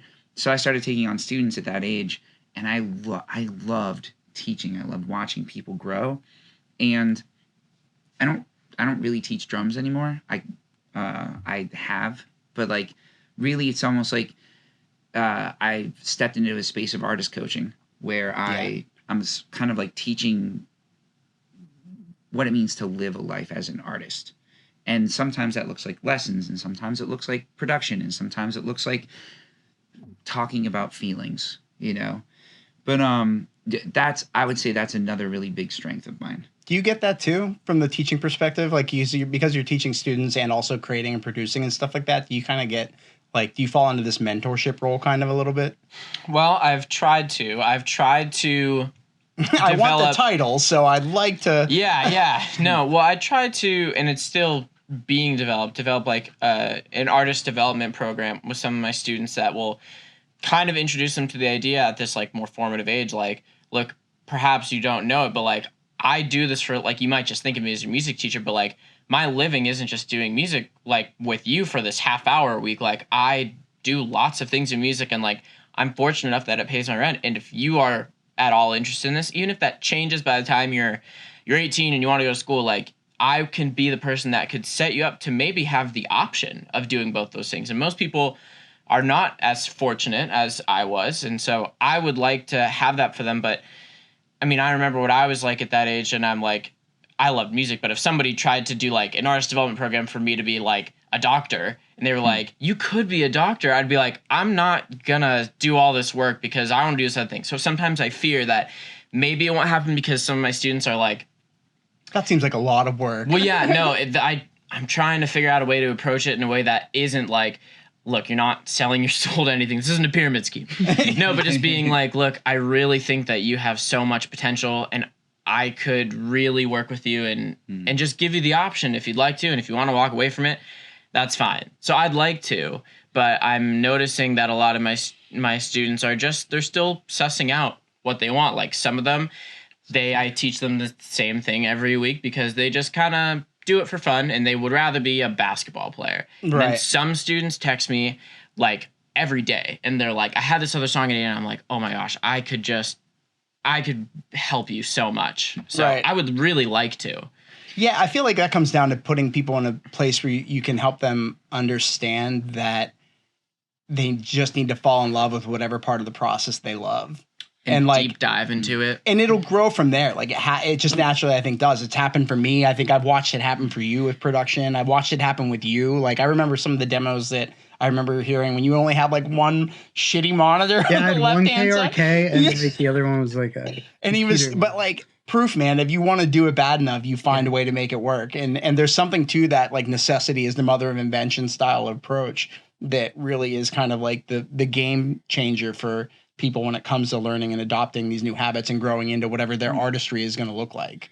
So stepping into the artist coaching space, that was kind of an accident for me over the pandemic. I didn't have shows, so I didn't know what I was doing with my life. And I advertised that I had created a studio space, and what people were coming down to do wasn't to record, but to talk about what they wanted to do with music and, where their fears and their insecurities were. And what I've found is very few of the people that I work with are full-time pursuing music as like their career choice. But it's really beneficial work to do because I think music is such a personal thing. That makes me think of Brian Walk, actually. Like, really, really, like, he's got a great voice, and he was actually, I didn't realize he even played guitar, but the kind of kid that, like, when he sits down, he's a pour his heart out kind of person. And I was like, bro, you got to do this. Like, this is something that is, like, a calling for you, maybe in a small capacity, maybe in a large capacity, but to some degree, this is calling you, and you should do it because there's something real here. Yeah, and it's so like he was the first person who came down to the studio, and I'll never forget the vulnerability that he brought to this space where he wanted to play for me. And Angel actually came down for the session, and he was shaking.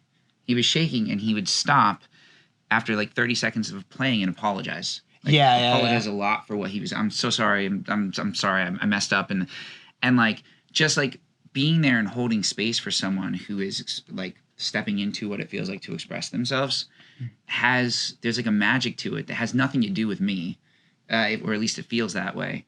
And yet I see the impact on other areas of people's lives is notable. And they come back and they're reporting like, I feel differently about myself because I've explored music. So like maybe with the kids that you're teaching, they might not end up wanting to do any of the actual, work that you're doing to be part of a music career as a life, but maybe they are a basketball player. And because you're sitting there going like, yeah, if you wanted to, oh my God, you could totally, like, I can see that you could do this if you applied yourself. And like, because music is this personal thing that gets in there and it informs a thread of them that goes like, yeah, maybe I should work on my dribbling. Like a little. That's a great point. Yeah. I'll say this and then I want to hear you talk about your strengths. But I think that because they're at, just like I said, such a formative age, like when I did a million things growing up that weren't music.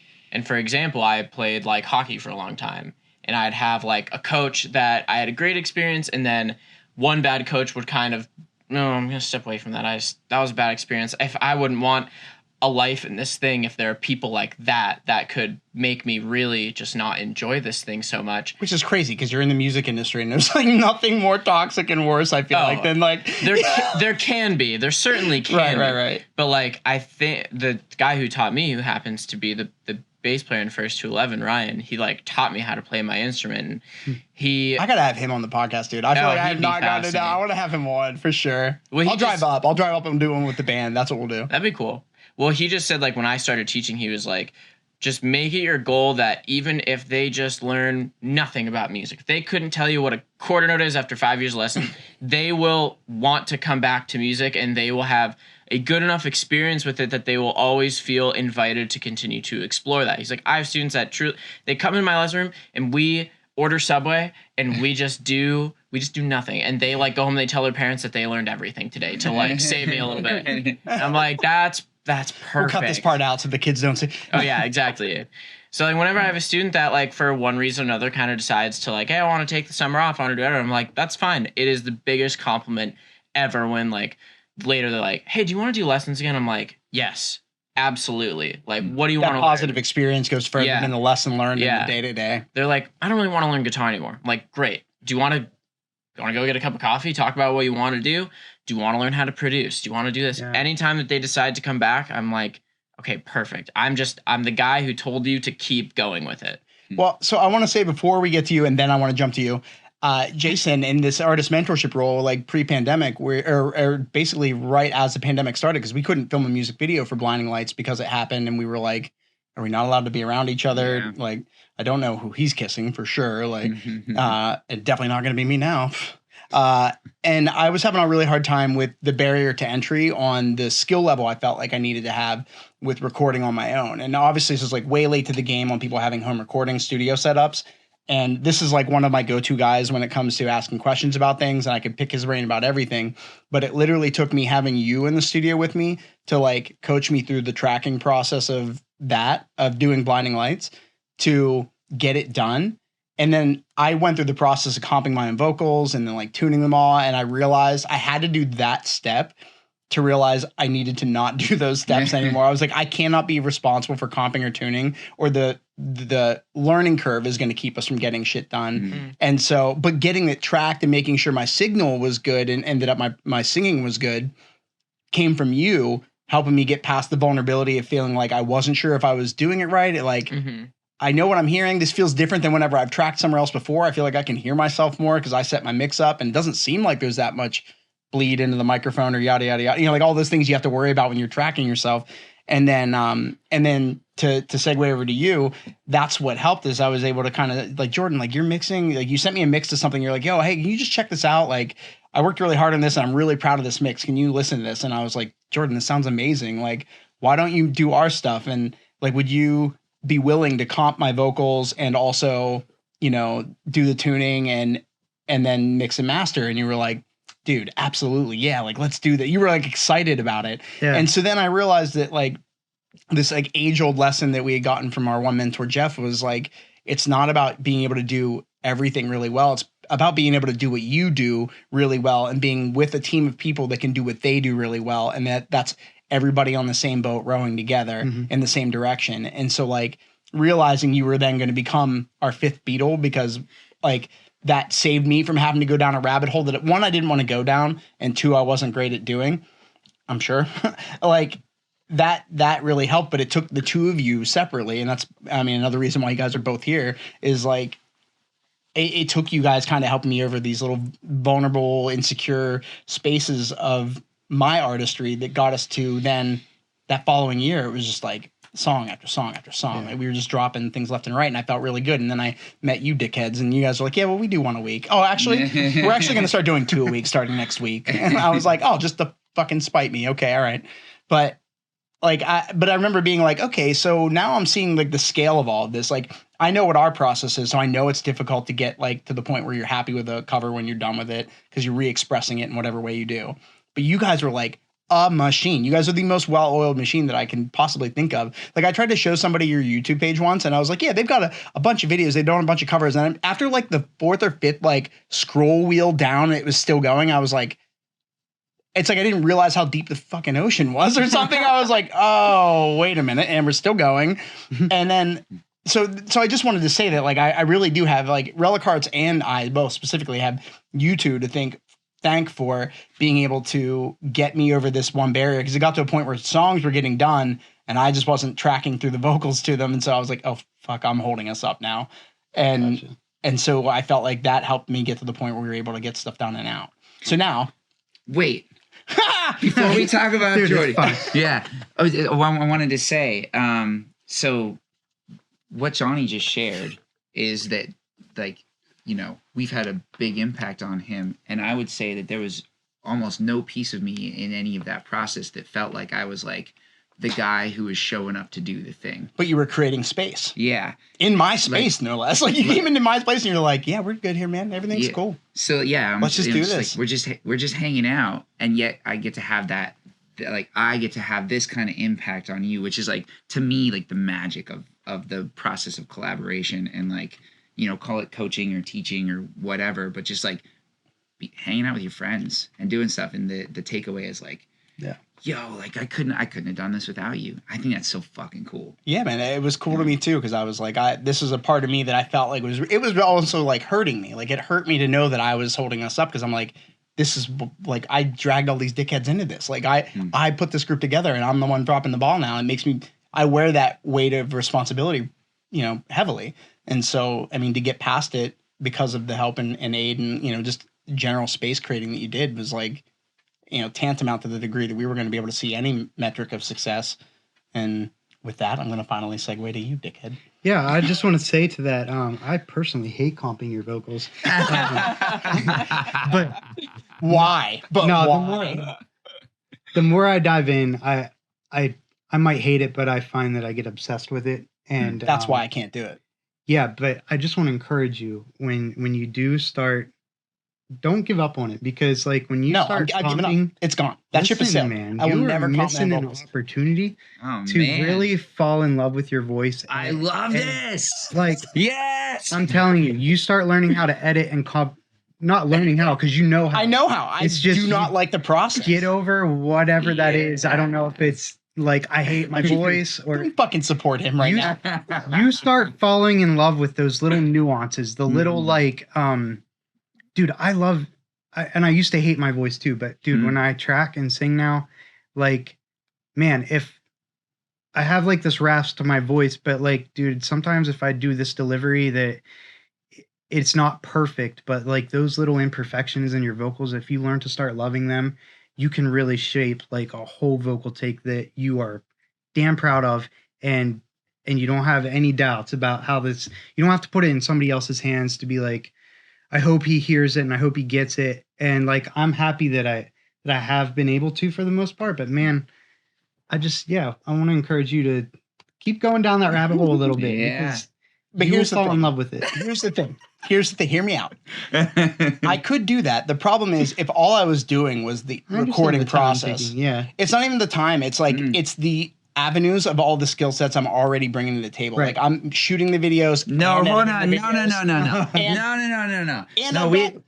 I hear the narrative, and I get it, and I feel what you're saying, but I gotta stand in here and say, like, right now we're talking about Jordan's, fuck did this turn into Jordan's intervention strength, for me? Jordan's strengths, and one of them right now in this moment is telling you, he's saying, shut up.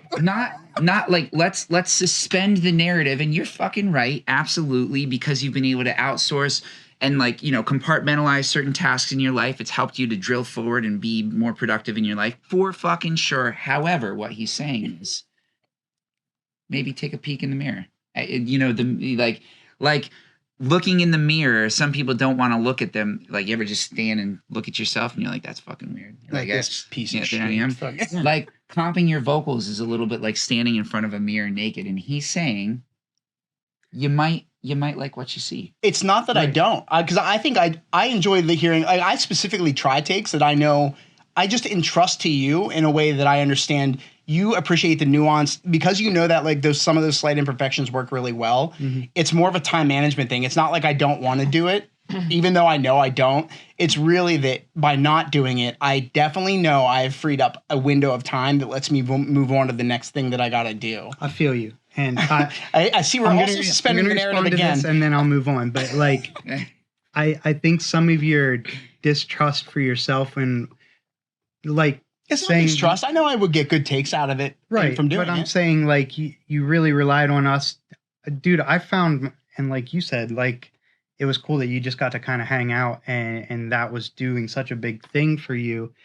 I found that like you had it all along, man. Like there was nothing like even gain staging wise. I didn't have to like show you anything. The text side was important at first. I was like, is this too compressed? Am I compressing this too much? I don't know if this is Right. I don't, because I didn't know what my audio signal needed to be like to send to somebody. And the last thing I wanted to do, we said this on the podcast we did, like, I didn't want to feel like I was giving somebody something they were going to have to struggle bus to work with to make sound good. And that, like, just audio quality wise was not, didn't have a good enough fidelity to give to somebody to actually work with. And so when you were like, no, dude, this is totally fine. I was like, you literally removed a floodgate for me that was like, okay, let's go to fucking town now. And now, like, I can come in here whenever I want to, take 2 hours and rip something out. We got mixes. We got version 2 of a mix back for Spitfire. I'll have to play the song for you after the podcast. Yeah. And I was like, oh, you know what? There's this thing that Kellen Quinn does in some Sleeping with Sirens songs in certain parts that I always thought was really fun, or like little moments in a song that I really liked. And we were missing that at the final chorus delivery at the end of the song because of this like halftime breakdown that it goes into. And so I was like, I'm going to do it. So in between like setting up all my notes, I literally walked around the corner, turned on that computer, sat in front of it, tracked that spot like 5 to 6 times, and then sent him the tracks. And then in the third mix, it's like that was now in there. Yeah. And I was like, fuck yeah. It was like literally that was the thing that was missing. And so that's the thing that couldn't have happened 3 years ago. Yeah. So like, okay. So enough about me now. Yeah. Let's shut this fucking intervention down. Yeah. I just want to teach on or touch on what you were saying about how you teach your students and stuff. You too. It's funny. We all started out as drummers. I started out with drums too. My dad's a drummer, and so did I kind of got to bang on his drum set. And so I think it's like, it's really cool how learning the timing and the counting and the rhythm, when you go and start exploring other instruments, it just helps you, like, keeping time. I know so many guitar players that struggle with that specific area, and it's like, man, I love that I learned drums first, like, because that's never an area like the syncopation. It's never something that I'll have to struggle with. It's usually just like learning. I actually didn't learn drums first. Oh, really? I've been playing guitar in bands. Oh, you knew guitar before? Drums, yeah. But I like that you encourage your students, like, if they want to learn something out, if they come back and they're like, well, I don't know if I want to do this. I want to do this. My drum teacher did that for me. Like, I think it was like 8th grade. I was on the drum set for a while, and I got to a place where I could learn so much more, but like there was something in me that I was like, I want to move on to guitar and learn how to sing. And like I told him, and he was super supportive. He taught me like my first little instances of like music theory and learning keys and what that meant. And yeah, so like that's really cool that you're encouraging the kids, even if they're not there to like learn drums or learn guitar or whatever. You're still there to be a support for them. And like I still remember that guy, and he's just really helped put me on the trajectory that I've that's awesome. pursued. But yeah, that's great. All right, what are you good at? All right, what are you good at? What am I good at? I think in a weird way, I relate to you a lot in that I can feel a room. But where I disconnect is like being able to move people around. And I think at one point maybe I was a little too good at that, and that goes back to my like addiction issues. I think I can feel people's energy. I'm very sensitive to it. And I used that. I used that for manipulative purposes a huge portion of my life, in that like people looked at me and I just really banked on people assuming that I was just this innocent Geordie. He would never be addicted to heroin. Like, what? And like, I was a functioning addict for 10 years. And I knew my strength of being able to trick people into thinking I was much more innocent and unassuming than I was. And so like getting out of that, and I'm like 6 years clean now. And I think that is a skill that I'm afraid of now sometimes. What skill? Being able to trick people? Feeling that energy and then manipulating or using that energy to get an outcome that I want. I became like, and I don't mean to go down this weird dark path, but like I've become overly sensitive to when I feel like I'm being selfish or when I feel like I'm doing this for the wrong intentions with people, and it's become such a mind fuck of a thing that uh, uh, it's like paralyzing almost. And like this is why this year I want to go to therapy. I want to get my shit figured out because, like, yeah, there's a lot of things in my life now that I've become this person that is much more reserved than I feel like he used to be, in weird ways. And so, yeah, how that went from a strength to a weakness, I'm not sure, but like I want to get back on track there with being comfortable in my own skin more. And like, That it should feel like a strength, man. If you're finding that, that's like There's so many things you just said that I feel like that are huge strengths that you Yeah. almost glossed over. right. well, I guess like as far as production goes, I feel like a good strength is, and I've been told this from a number of people, is just like I just kind of get what they're going for. Like style wise, I think I have like my finger kind of on the pulse of like Yeah. I just kind of naturally like what is at least popular at the moment, and Mhm. and production wise, I kind of go for that, and people seem to like it. That finger on the pulse thing is true, right? Because like I brought Jason to you to get him to start getting stuff mixed and mastered by you, just because I was like, he just fucking gets it. It's nice to not have to explain, like to be able to articulate what you want, what you're looking for in the back end, and you not only get that, but then you know how to interpret it. Yeah. And so that part is great because then any of the clients that you work with now have the ability to sort of benefit from your ability to accurately read what they're looking for. Yeah, And you're not like genre specific, right? Like you like pop and you'll do country and you'll do rock and you'll do. Right. So like that's a pretty diverse range of genres to have like a pretty well-rounded mixing subset into. But your production and songwriting, man, I think is another one of your strengths that you didn't really highlight. That I think is like one of. I was telling him before you got here that he writes songs in these ways where the melodies are just what makes it catchy is not necessarily the melody, but maybe the rhythm to it. Or can you break that down a little bit for me? Because The we talk about cadence? this sometimes. The cadence. I'm yeah. super big on syllables and like intentional use or not using them.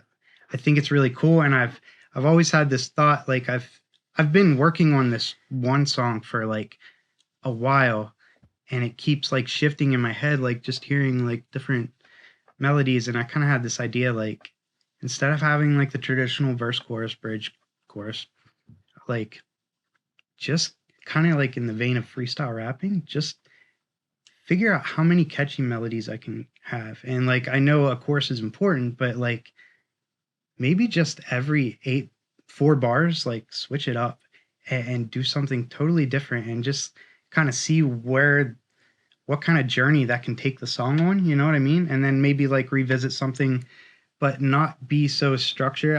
It's just something I'm really pumped about. Like Yeah, I want it's to coming see, through, dude. I get it. I want to see if I can do this, like, and just kind of break away from that mold just personally. And I think it's been growing that muscle of just songwriting. But dude, real quick, sorry, I don't mean to spaz, but I want to name drop Nicole May.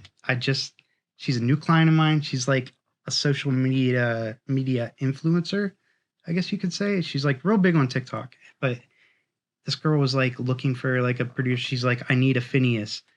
She wrote like in a Make Pop Music on Facebook forum, and we just kind of connected, and I took my shot, and it ended up working out. And like, yeah, she was another client that I just kind of saw, like she was looking for her Phineas, is what she said. She likes like the style of like Jessie Murph, maybe like early Billie Eilish stuff.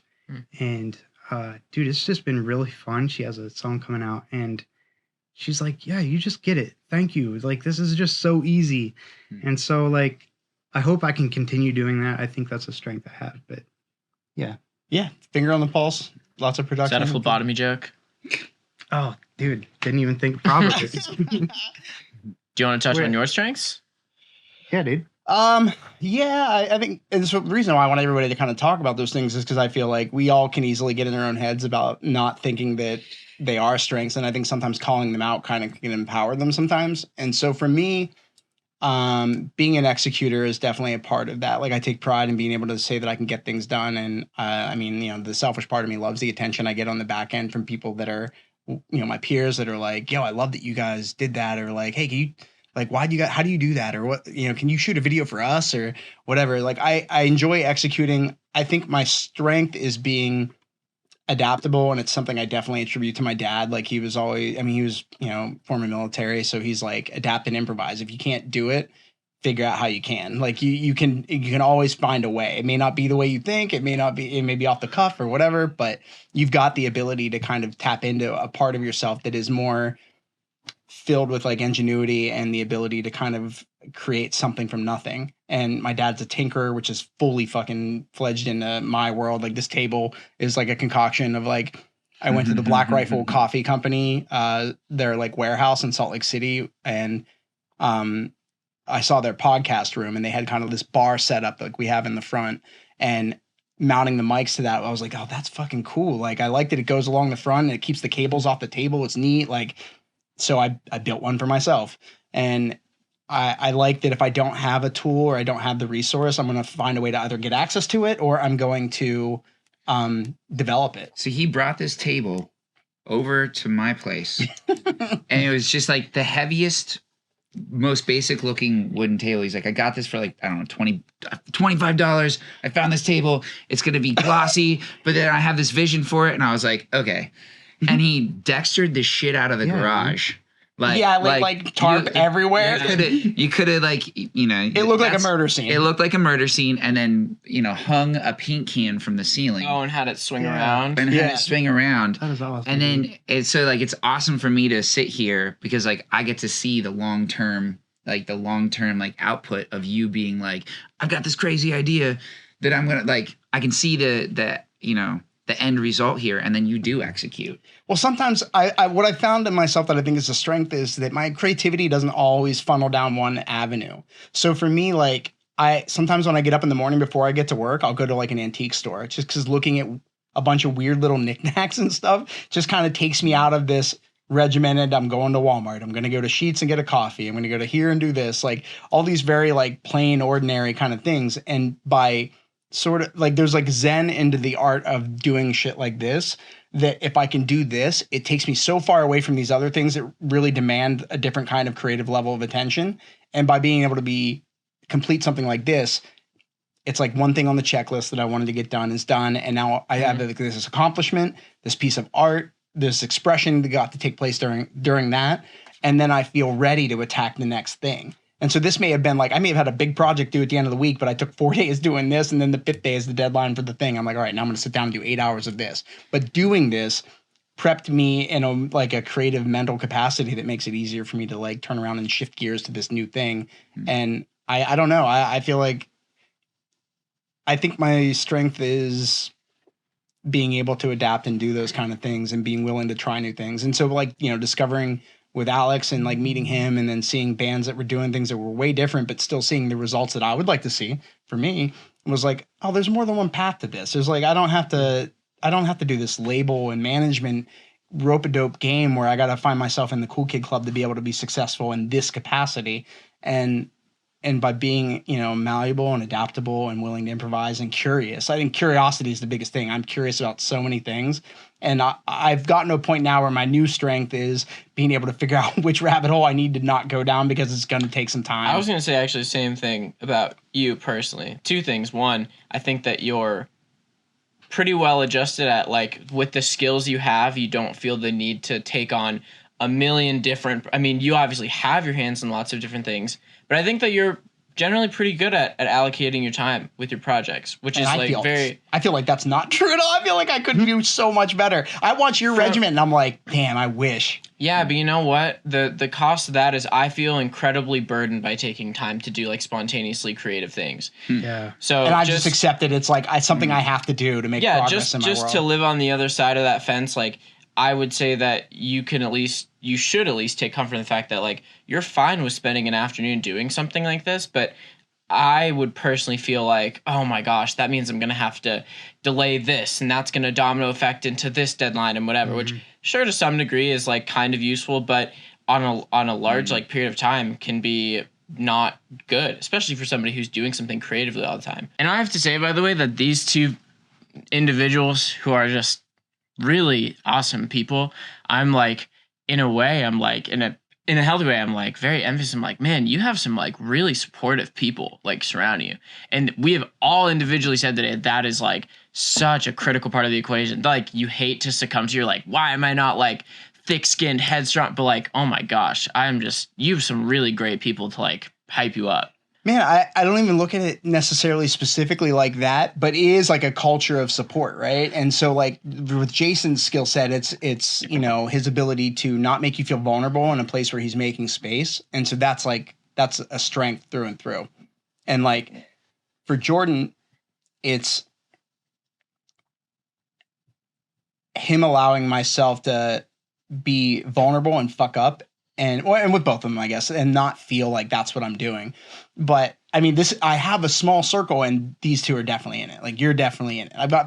It's not like I have a lot of these people, but I don't think you need a lot. I think you need like just the right few, the right ones that are like, because to a certain degree, you can't spread yourself so thin by having a lot of really close friends. It's like, how can you be close with everybody if you've got 100 close friends? But I definitely, I'm blessed, man. Like I know for a fact that like I'm lucky to have them both, and you're shaking the camera. No, I don't care. But like, you're good. Yeah. I appreciate you saying that, because like that's how I feel about them, certainly, and I hope you know that I consider you in that group, because you're doing a lot of. Sorry, I swear that's water. Can you get behind me, or do you mean to scoot? Yeah, scoot. Yeah. All right, so so you guys weren't here, but he was like, dude, like these two people you have here are like, you have a really good support system like in your life when it comes to like that creatively. And I hope you do too. Like, I don't know exactly what your circle looks like.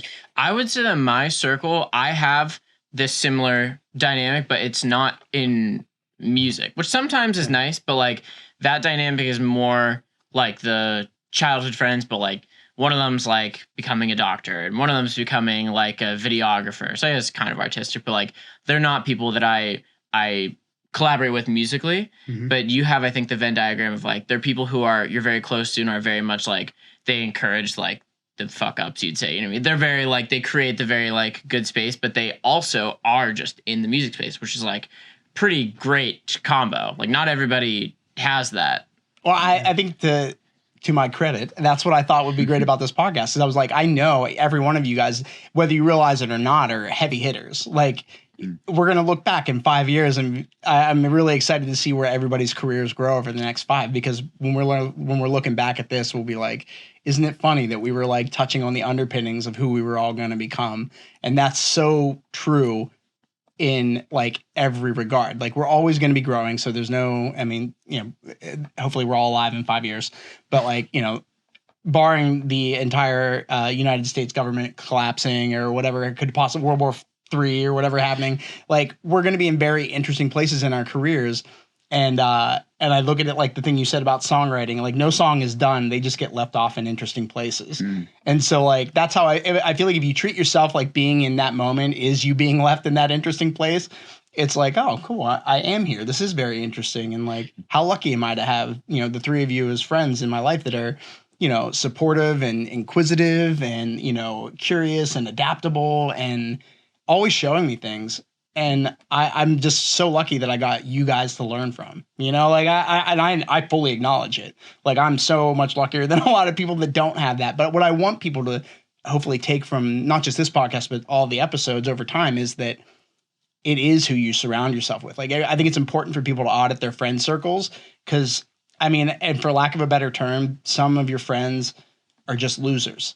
And I don't mean that derogatory. It's a place in life sometimes. Sometimes it's a phase, but you have to be careful where you expend your energy because if you're around people that don't do these kind of things and don't have these kind of conversations, like super like dark, depressive, like moment of being earnest and vulnerable about addiction.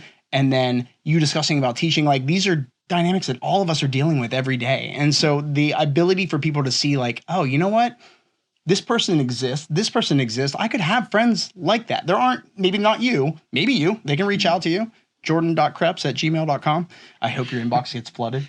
But like the ability to have these people in your life is not like an anomaly. It's just who you surround yourself with. And if you give your time and energy to people that are naysaying you and telling you you're never going to make it and like aren't going to support you, you're kind of hurting yourself, and you need to see it like that, I think. I want to say like when you said losers, like what popped into my head immediately was like maybe just there are people in your life whose goals aren't aligned with yours, you know? And like, I love this group because our goals happen to be aligned, but also we're all executing, you know, I'd say at a pretty high level for the things that we consider our strengths. But I mean, that's our circle. Like we don't have any, I don't think either one of us have a lot of losers in our circle, and that's probably for a good reason. I mean, losers like people that just are a negative like drag on you. There are people that just they can't tap into this thing in themselves, and they see it in you, and either it makes them jealous or they hate it or whatever. And it's not like, and you just have to look. It's a really earnest and honest conversation to have with yourself. Like, oof, I hate the word losers. I do too. I know. I'm like struggling with it. But some things, some people just have like, I have some loser shit behavior that I fucking have too. But that, like, I'm not the sum of all of those parts all at once. That's just one avenue where I do something that's like, that's some loser shit that you're doing right there. All right, hold on. So losers. It makes me think about the guy at a show who like stands about halfway back and just does this. Like, and he just stands there and he fucking, you know, and he just like, you know, like gives off this like, fuck you and you trying, right? And I used to hate that person. Like, what is wrong with you? I don't hate him. I just can't have him in my circle. But I'm like, what is wrong with you in your life that you would do that? That you would ever do that? And then some part of me shifted and I go, that person's doing that because they're in pain. Right. And so like, I'm not, you can use whatever words you want, but like, it's like, I'm getting stuck on this because we're here talking about art and we're talking about trying and we're talking about overcoming these inner struggles. And I want to say, you know, the word losers, like that I could easily like, you know, lump myself into that category. Obviously I don't, but like when I see people who I used to feel was like, oh, that's a shitty person or whatever, I just think it's somebody who is in pain. But you remember when we were talking about that you can't extend your empathy to everybody and take on be a yes man? Yeah. That's saying, oh, I'm allowing that friend to be in my life because I think I can help them because I can. And there's a time and a place for that, but it can't be all the time. And you need to be able to self-preserve. And to some degree, you are the sum of like the 5 to 6 people closest to you. Maybe I believe that. True, like, maybe this is just my codependency showing. Yeah. I can help them. Yeah. Let's actually have an intervention with you. I think it's just like people. No, it's not my turn now. I think it's people just on a different part of their journey. And when I got clean, I was so lucky and I feel so grateful that I was able to just by getting clean, I automatically just wiped out a whole genre of people in my life. And like getting out of rehab and then just going home, and like luckily none of my close friends or my family like struggle with that. So just re-surrounding myself with a home base was really good for me. And like marrying my wife, she sees such good in me that I don't see sometimes, and she believes in me. And through that, and you know, when you're in a relationship, you kind of like a lot of the friendships you've had might take a back seat because you're focused on your relationship, your family, your goals, and so your kids. Yeah, like I won't mention any names, but like over the past couple years, I've had to like really cut some friends off. And they're not losers, but they're negative and they're not at a good place for themselves. And so rather than me pulling them up, it's just like them dragging me down and bringing me down on their level. So yeah, I get what you mean by losers. I'm just saying audit your circle. Yeah. Like if you can audit it and be like, and Jay, like I know we've got friends that like when we run into in public, we're like, what's up, man? And we're going to be in this conversation for half an hour now. I know it. And it's not going to ultimately help me too much. And like, not that everything has to help me, but it's hard, but like cool, that was exhausting. You're right. But like, I can't attach myself to this right now. Like I can't help somebody from drowning if I'm drowning myself. Yeah. I feel like as you get more in touch with your needs, you start to have less patience, less less time that you want to give to things that don't align with your needs. Yeah. Yeah, well, but I think that probably the hardest part, whether it's like you're in a band or in a relationship, is to actually. I always say it's kind of like it's like like if you could just hit a button and you blinked your eyes, you didn't have to go through this like logistical pain of severing yourself from this person or these people. It'd be really awesome. But instead, like it's a very like I'm gonna go have the conversation with this person or I'm gonna like go quit this thing or end this thing with this person, and it's really hard, and it just prevents you from doing it because you kind of block your own shot. It's very difficult to do that, I think, and it's a bummer when you like see what's on the other side of your like, look what like this person has a situation where their expectations are aligned. Like being in, I think Black Bear said like being in a band is like having either like three either like three girlfriends or like three brothers and sisters. It's like that kind of relationship where you're either always like kind of bickering or always feeling like your expectations aren't really aligned.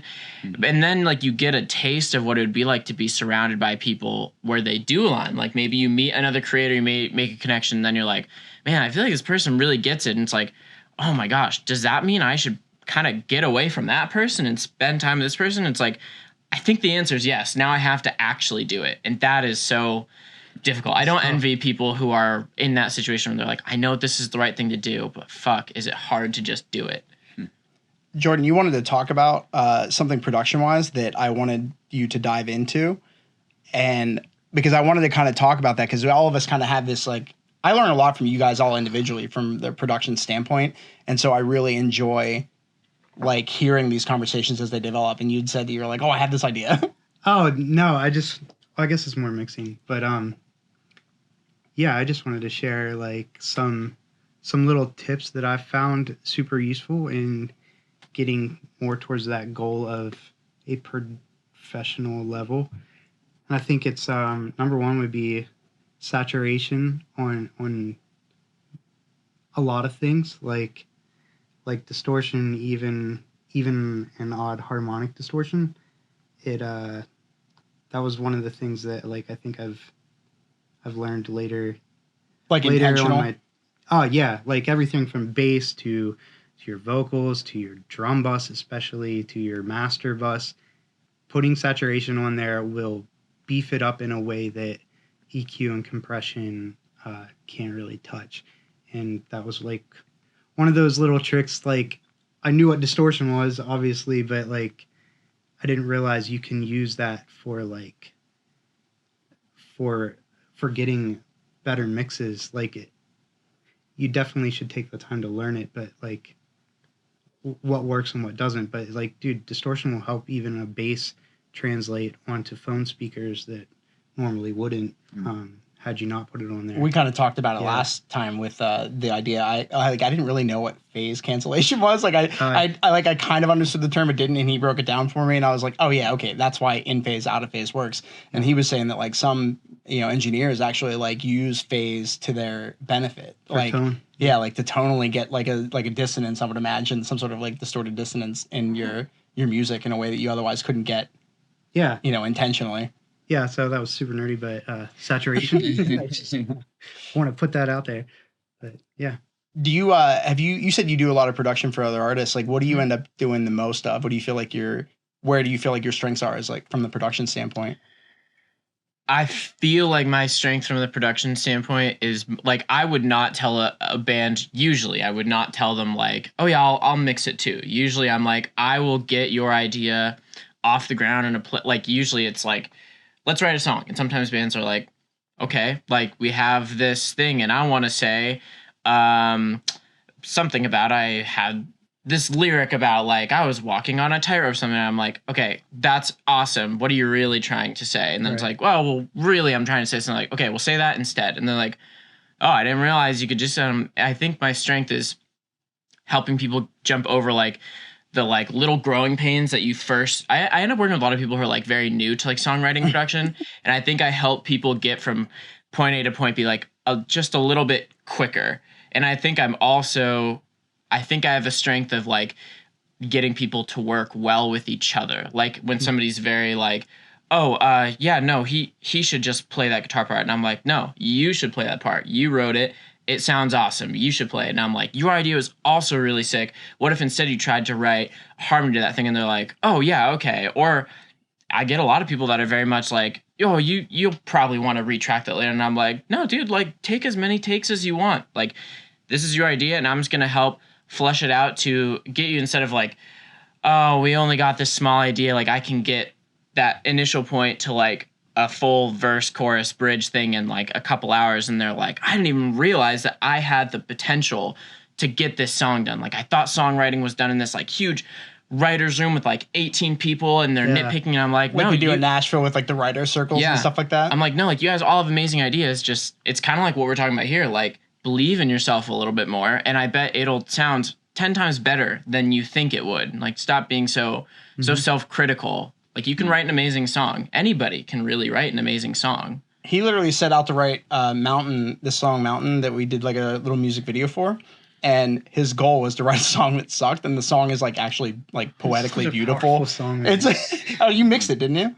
Yeah. Did a lot of production on it. Yeah, man. And like that exercise seemed like that stuck with me because I was like, oh, that is kind of fun. Like if the barrier to entry is removed of feeling like I'm afraid that the thing I'm going to write sucks because I'm intentionally just being like, yeah, let's write something that sucks.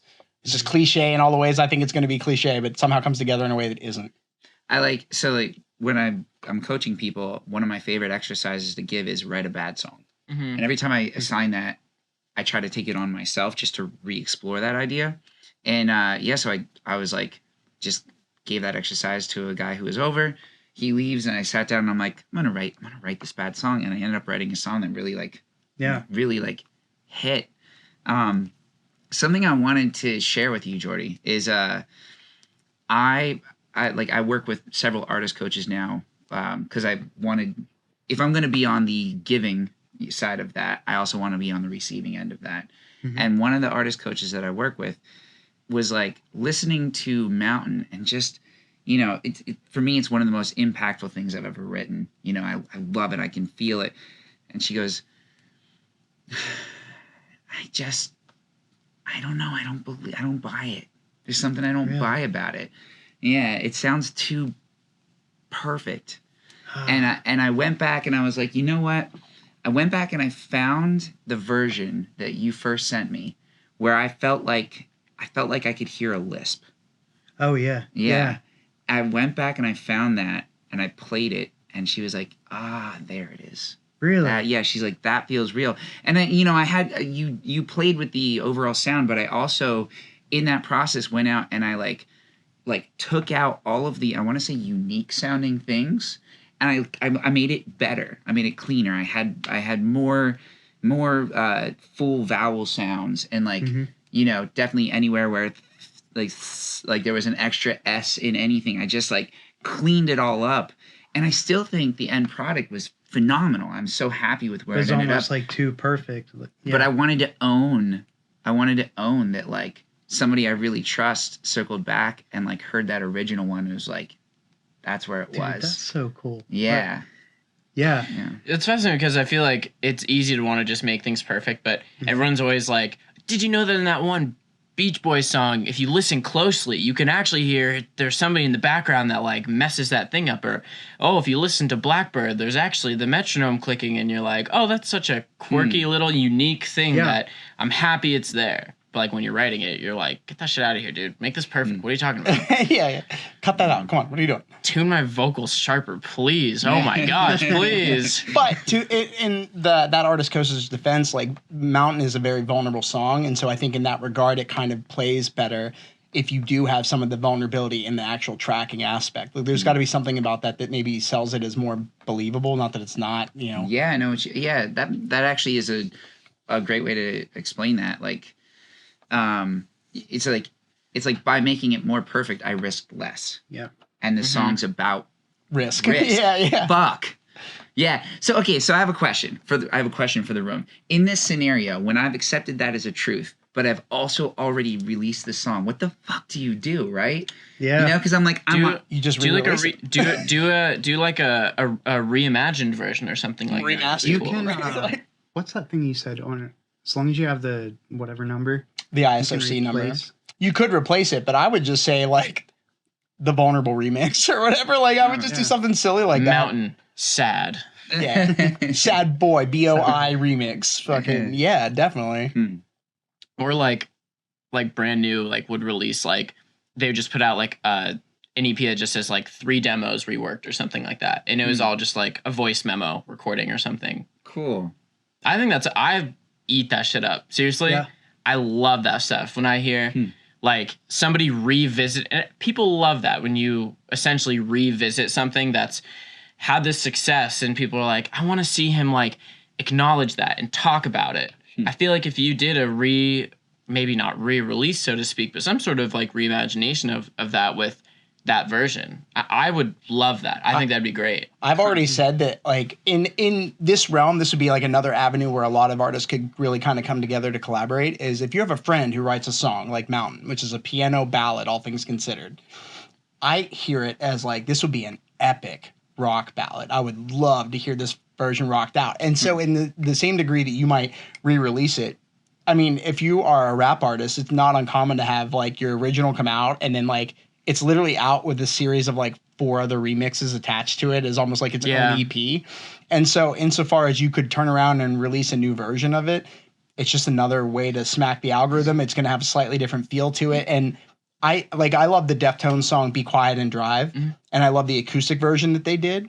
But there's this one-line drawing that Jonah Matronga did. That You know him? I met him at Penn State, actually. Yeah. Yeah. I don't hear people say that. Like, he did some stuff with Fort Minor, so Mike Shinoda from Linkin Park, that was really good on that Fort Minor record. But the Jonah's one-line drawing version of it is like so. Like listen to all 3 of them, and you can see like, the full band one slaps, great song. It's probably in their top 10 on Spotify. Then the acoustic version that they did is just also really beautiful. But the one-line drawing one is like, it's got like a tape hiss going on almost throughout the entire song. And just something about it feels like you're just listening to something that somebody is showing you that they didn't release. And so you kind of feel like it's even more intimate than the acoustic version already is.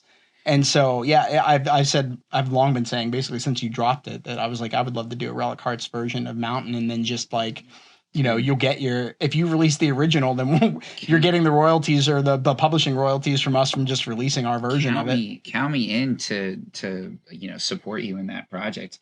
I would fucking love to hear a Relic Hearts version. But isn't that what all songwriters do, right? Like if you're just a songwriter and producer, you're the Bruno Mars before you're Bruno Mars. You're just writing songs for other artists, and you write it, and it's like, you know, there's his story was that a lot of people were like, yeah, we just don't see you as like the front man, and then he turns out to be like one of the greats. Bruno Mars, really? Yeah. I didn't know that. And so like to see on the back end that like he was fully capable this whole time of doing this, and was instead writing stuff for other people. It's like, if you did one and you did one and we all based it off of your version, and you just see which one hits.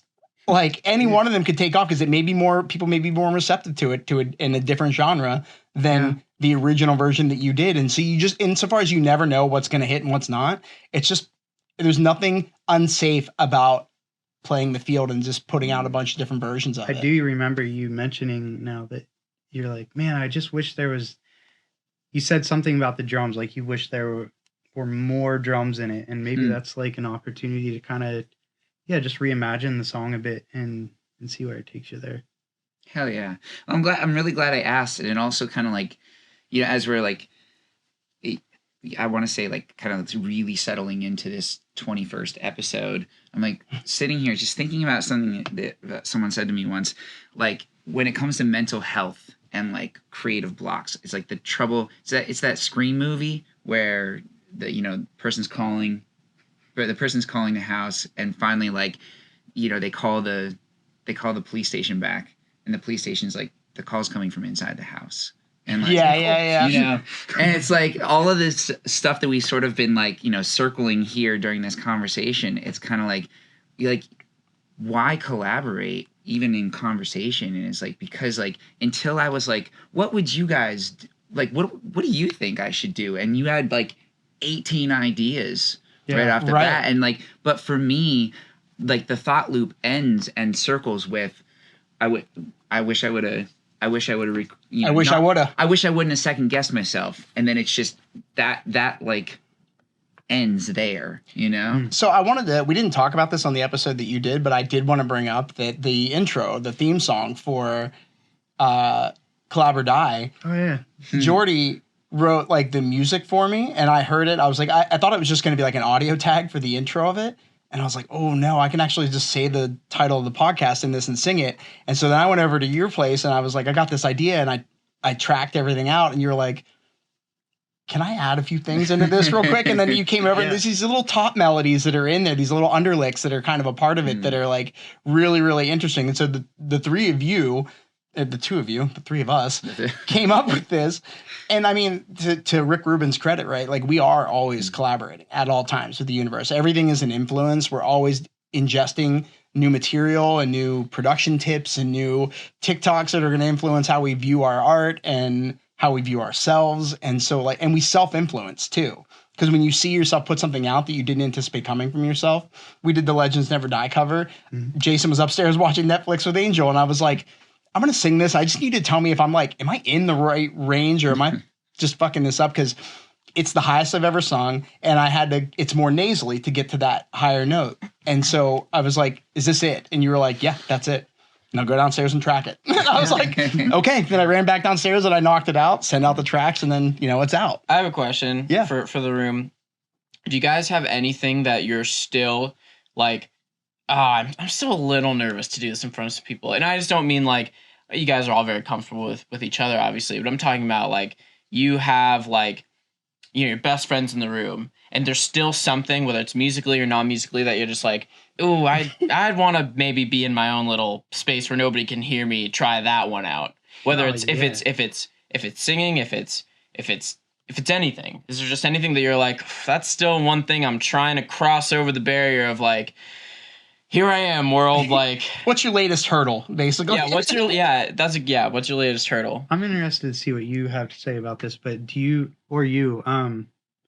so like, I'm cool singing in public at church, or if it's for a reason, but like at home, in the vulnerableness of just being around my family or my wife even, I get super nervous. Like, I don't know, like paralyzed nervous. Like, I don't want to do it. She like walked in the room. I was practicing for this morning, like last night, just going over some stuff, and I was like belting some stuff out, but like I heard the door open and I immediately just stopped singing. And I was playing guitar and nothing.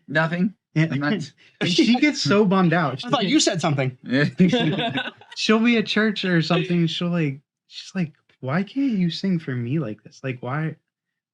Well, I don't know if she takes it personally or what, but like, it's totally like this weird thing. It's a practice, man. Like if that's your hurdle right now, then you just have to start doing it. I think that it's like, that's such a shitty thing to say. It's like, just use your ears to mix, man. Like just do it. But like, it's a practice. And so it has to be something. It's just like anything. Like athletes have to get their reps in on the field so they can get better to play better on the field during the game. And it's just reps you got to get in. Dude, it totally comes from my parents. Like my mom would be like, turn that down, stop singing. Like totally comes from that probably. But yeah, I don't know if you ever. So that's your hurdle right now, is singing in front of people that are most important to you? Yeah, totally. Well, I feel like it's easier to do in front of strangers. Yeah. Oh yeah. You're like, they have no preconceived notion. They don't know that I'm learning a new thing, is kind of the way that I put it. Like for all they know, I'm a Grammy winning, like they just, you know what I mean? They could look at me and be like, this guy's singing at church. He must know. But for like, if you're close to somebody like your family, they probably are, and they're attenuated to the fact that like it's something that you're new to. So might be looking at a critical eye like, oh, he's getting there. You know what I mean? Right. But I also know like it would help if like the people closest to you were also in that creative space where vulnerability was a part of their practice and you guys knew that practice together. So it might be an exercise in getting them to kind of like, hey, I'm going to try this. I want you to try it too. Just because it's like takes everybody out of their comfort zone. You're like, right. like that kind of a thing. And without that kind of like economy of social practice, it's really hard to say like, I'm going to grow more comfortable in this. Because otherwise, you might just be annoying the shit out of your family by walking around and be like, hey, sing this with me. Right. You ever met somebody who's really into Disney movies? Your face? Yeah. Yeah, definitely. So and that would be what I would attribute it to. But that's a pretty interesting one. It's funny because my gripe is if you show somebody your music, they're like, "Yo, sing something for me." Right. Oh, The Nope. worst. Just sing for Does you. that happen to you? You don't get this? Well, people are like, you got a drum kit you can bring out and play something for Show us? me on the table real Yeah. quick. yeah. Paradiddle for me. Yeah, seriously. But yeah, when that people- happens to you. Yeah, for sure. Yeah. They're like, "Oh, you're a singer? Sing something for me." That's like if you're like, "Yeah, I speak Japanese." They're like, Oh, are "Sing you- something in Japanese for Are me." you an actor? Cry. Yeah. Let me see you do it on command. Yeah. I've heard that you can all do it on command. Yeah. What's your hurdle? So, I wanted to comment first on like, what you were saying. Like, so I've played on very big stages with a lot of people, and I still think it's harder to play for 1 or 2 or 10 people than it is to play for a big room of people. So, because there's kind of like this, like, I can't pay attention to all their thoughts. Like, yeah, and there's like I'm on the stage, so now I've kind of like I have this like assumed authority because I'm here. yeah. Right. Whereas like when it's you with people in a room, then you're just a person again. And so like, like I can totally relate to that. I had one of the artist coaches that I work with had me do an exercise which made me really uncomfortable. And it actually, not to, make this too much of a confession time, but like the song Standing on My Feet that we started working on almost a year ago. Oh, yeah. He had me, I got short-circuited, not being sure how to move forward with the production of it. And then he had me do this thing where he's like, okay, love the song, play it again, but you only get to strum 1 chord per chord change. And it was one of the most uncomfortable things I've ever done in my life. It was like a Zoom session with this guy, and like there's never been more like, for me, perceived pain in a moment than like the space between when I Chords? strummed one yeah. chord and then it's That's a just good my one. fucking voice. Yeah, it's a great Yeah, you have one. nothing masking anything. Uh-huh. Yeah. Because like I had given like people I worked with the exercise of like, okay, I want you to play really quiet. Like play really quiet because you're masking your voice with your instrument. That's a place we all hide behind. I'm talking about it like I know. And then this guy goes, yeah, 1 chord. That's it. And I was like, oh. But yeah, so like. So I broke the guitar and then I just quit the lesson immediately. We don't see each other anymore. I was like, you're wrong. But but yeah, so like if vulnerability is a practice, that was a really cool practice I wanted to pass along. And you don't need to do it in front of anybody else to work on it, because I can guarantee you You feel just as vulnerable. There's a high degree of vulnerability even whenever you're just with yourself, because Really? like just being with your own voice Yeah. is its own vulnerability. Can I say I find the people that I've discovered in my life that I observe as being the most confident are the ones that have almost zero problem with their extreme vulnerability. I think that that's a pattern that I've noticed. When you are accepting of your vulnerability, it can't be used as a vice against you, because it's like, I know that's there and you're embracing it. And so there is something that is confidence building in that, because it's literally like for every action, there's an equal and opposite reaction. By being in charge of and accepting of your own vulnerability and really kind of like owning it, it's like nobody can kind of tear you down for the thing you already know is there, especially if you know it's a part of a process. And all of that vulnerability just is that. It's just I'm not comfortable doing this thing yet. And so by being aware of it, you're more willing, I think, to try and do the thing. Like, how many have you gone through and done this exercise, this single chord exercise at all with anything else yet? I have, yeah. Yeah, weird how that happens. Doesn't feel great. But You're like, I actually hate it, and stop bringing it up. So to answer the vulnerability question, I would say stand-up comedy is. Oh yeah. Oh my gosh, yeah. But you know what? Can't even think about it. So I had James Tough Tierney crowd. on, and Nice. he wants to do a comedy song album with you. Like, that's your writer, Like a all Bo you got Burnham, like style kind of thing. And I really connected with him whenever we were like, so Johnny. So let's see, about a year and a half ago, I got sober. Mhm. And after I got sober, I was like really bored. And all of the things that used to feel terrifying for me, the volume of that started to come down.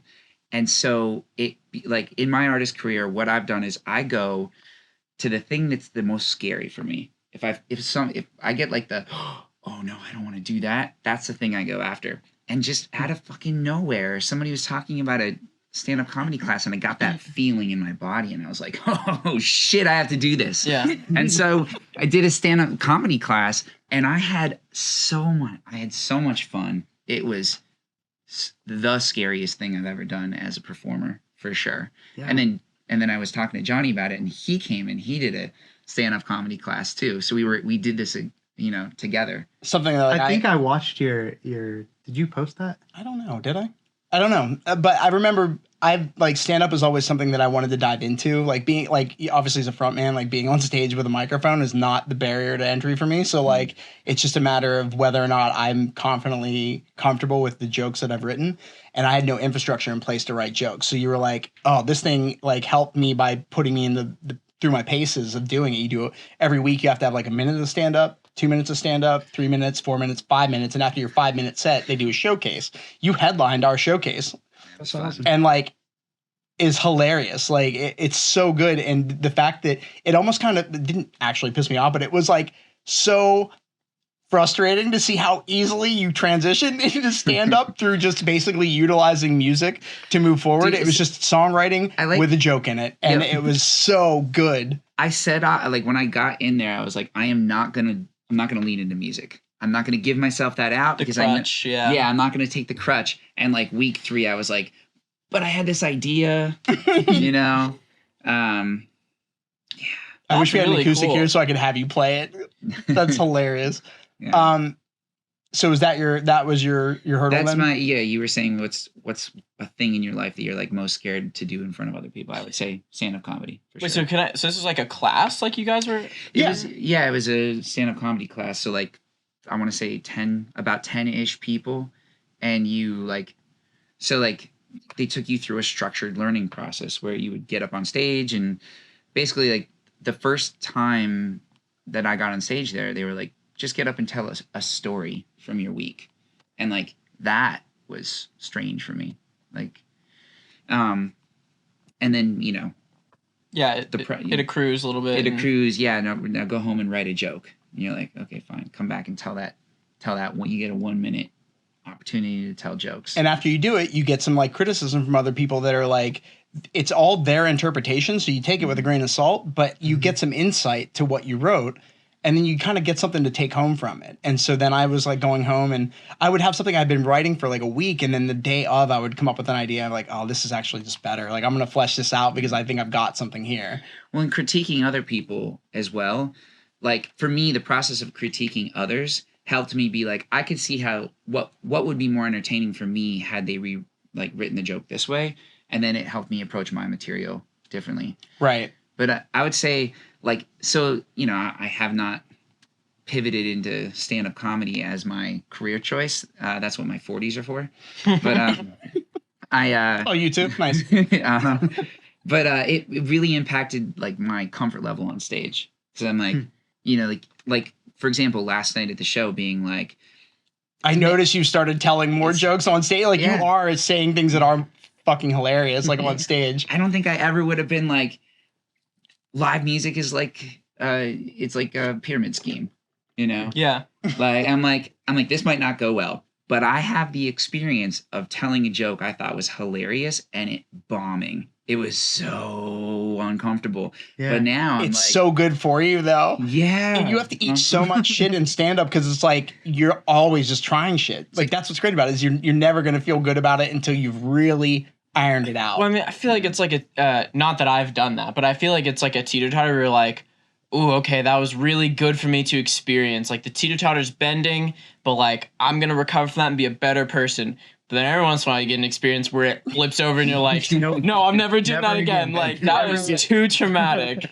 Yeah. Something about that trauma bond of going through experiences that are like they self-deprecate you for you without you doing it actively. You're like, I gotta sit with this, especially when you're on stage. There's like when you're bombing, there's no coming back. You just gotta eat crow and love it. Well, I have a question. Would either of you had done it if the other person wasn't gonna do it? Well, so I did it once before. He did it, and then he was like, "So I took this class." So yes, I definitely would. I don't know. Sure. Do you think you would have ever done it if you it was on the list. I don't know when I would have gotten to it. And he was like, I'm going to take it again. Mm-hmm. Do you want to take it with me? And I was like, oh, buddy system all day. I'll go to war with somebody on the buddy system. But like, sometimes you do need that catalyst, right? And Jason is definitely one of my like catalytically inclined friends in my life that is, we both kind of push each other to try new shit and do shit. And like, that's a healthy thing to have in your life, as a group of people that's awesome. That push you. Yeah, bro. Like, you cannot back it enough. Like, I hope everybody has a friend that kind of pushes them in uncomfortable ways to go after this thing that they maybe like slightly on the fence about. I feel like that's like what the fundamental idea of like that everybody makes fun of, like the hype house kind of thing. Yeah. That I was like, how genius is it secretly that like all these people that like they're getting millions of views, obviously, but everyone in the comments is just like, this is so dumb. Like, do you know how you look? How do you whatever? And all of them are just text each other. And they're like, look, we're all doing well and people hate us. Let's just all get together. And it's obviously going to be a very like creative, safe kind of like place that we can just hang out and do this. And no one's going to look at us weird. Like, we can just crush it together on like a 18-person buddy system. Yeah. Like if the hype house, I mean, I know there've been a million hype houses that like are doing great and then they just disappear for some reason. But like, it's cool that idea was even around if people are just like, well, look, we're all famous, but we're all kind of getting outcasted by these people that are just clowning us in our comments and are just openly like, these guys look so dumb. Yeah, I just read the comments. Yeah, and then they all just they hang out together and they just they crush it. You know what I mean? That's cool that you guys did that. So who answered the hurdle question so far? Oh yeah, I don't think I answered. I don't know. Mine's. I would say. I think. Well, I've told you this before. I feel like maybe just in general, like, just like releasing content. Like period. Like I feel like I'm so used to all of our content for First to 11 being very like, it's very calculated. It's very like, no, that one didn't do well. I feel like we shouldn't do something like that. Or like, well, this release is coming out at this time, so if we time it with this, but then it's like 4 people sitting at a table together, or like really 6 or 7 people, like what's going to be the best thing for us, which is very smart and it's helped us out a lot.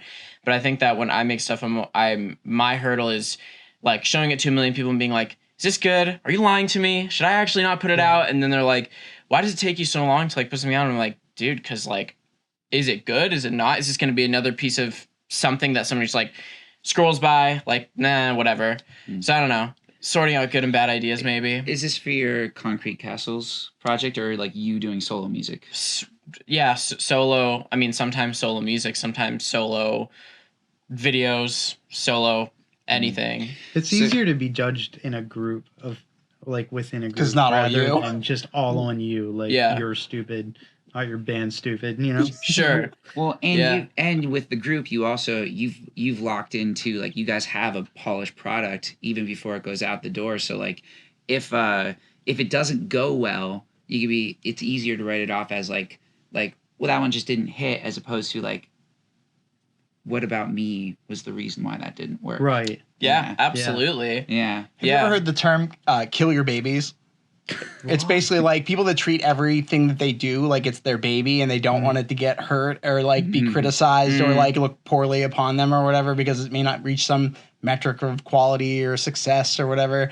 They say like you can't have that, like, because nobody else gets to sift through everything and observe it like that. So you're the only one who gets to really think of it like your baby. But the reality is you can't be the litmus test for whether or not what you're writing or doing is good. The audience is the determination, is the great equalizer. And not that you write to placate the audience, but you write and put things out and they will find an audience. And that audience can be big and it can be small. So hanging on to any of them as the idea of like this thing is my baby, you got to kill your babies. You just got to get them done and get them out and like move on, because otherwise you make the perfect the enemy of the good. Is this good? I don't know. Well, what is good? It's such an arbitrary term, and nobody can unanimously agree on what is and isn't good. I know some people that listen to some garbage music and they love it. And I'm like, how? Dude, I feel like I told this story last time, but there was somebody on TikTok that I saw that was putting out songs and like personally not my taste. And it wasn't just me who personally thought that. There were apparently hundreds of people who also personally really did not like this person's content. And they made sure to tell him. And I'm not going to obviously say the person's name. But I was just like, I think I might have sent it to our singer. And I was like, you see this guy? Like, does this like make sense? Like, why does he keep posting this stuff? Like, it continually just gets like beaten down by these people. And she's like, I don't know. And I asked her partially because she makes content all the time, and like sometimes it does great, sometimes doesn't. And I was like just interested to get her perspective. Maybe she would have chimed in with like you post it, and if it doesn't do well, you move on. And there wasn't much of a dialogue. And then the next day on Instagram, our Concrete Castles record label post like, welcome to the team. And they signed this guy. And I was just like, no way. Like less than 24 hours after I sent that. And I was like, dude, he's our label mate now. And then she was like, that is bizarre. And I just put it together. I was like, they clearly love, well, probably that this guy just is like, I don't even care. Like I just put out this stuff and like, I just like it and it's just out, and he just kept putting out stuff. And I was like, good for him. Like, I mean, they say if you don't have haters, like you're not doing something right.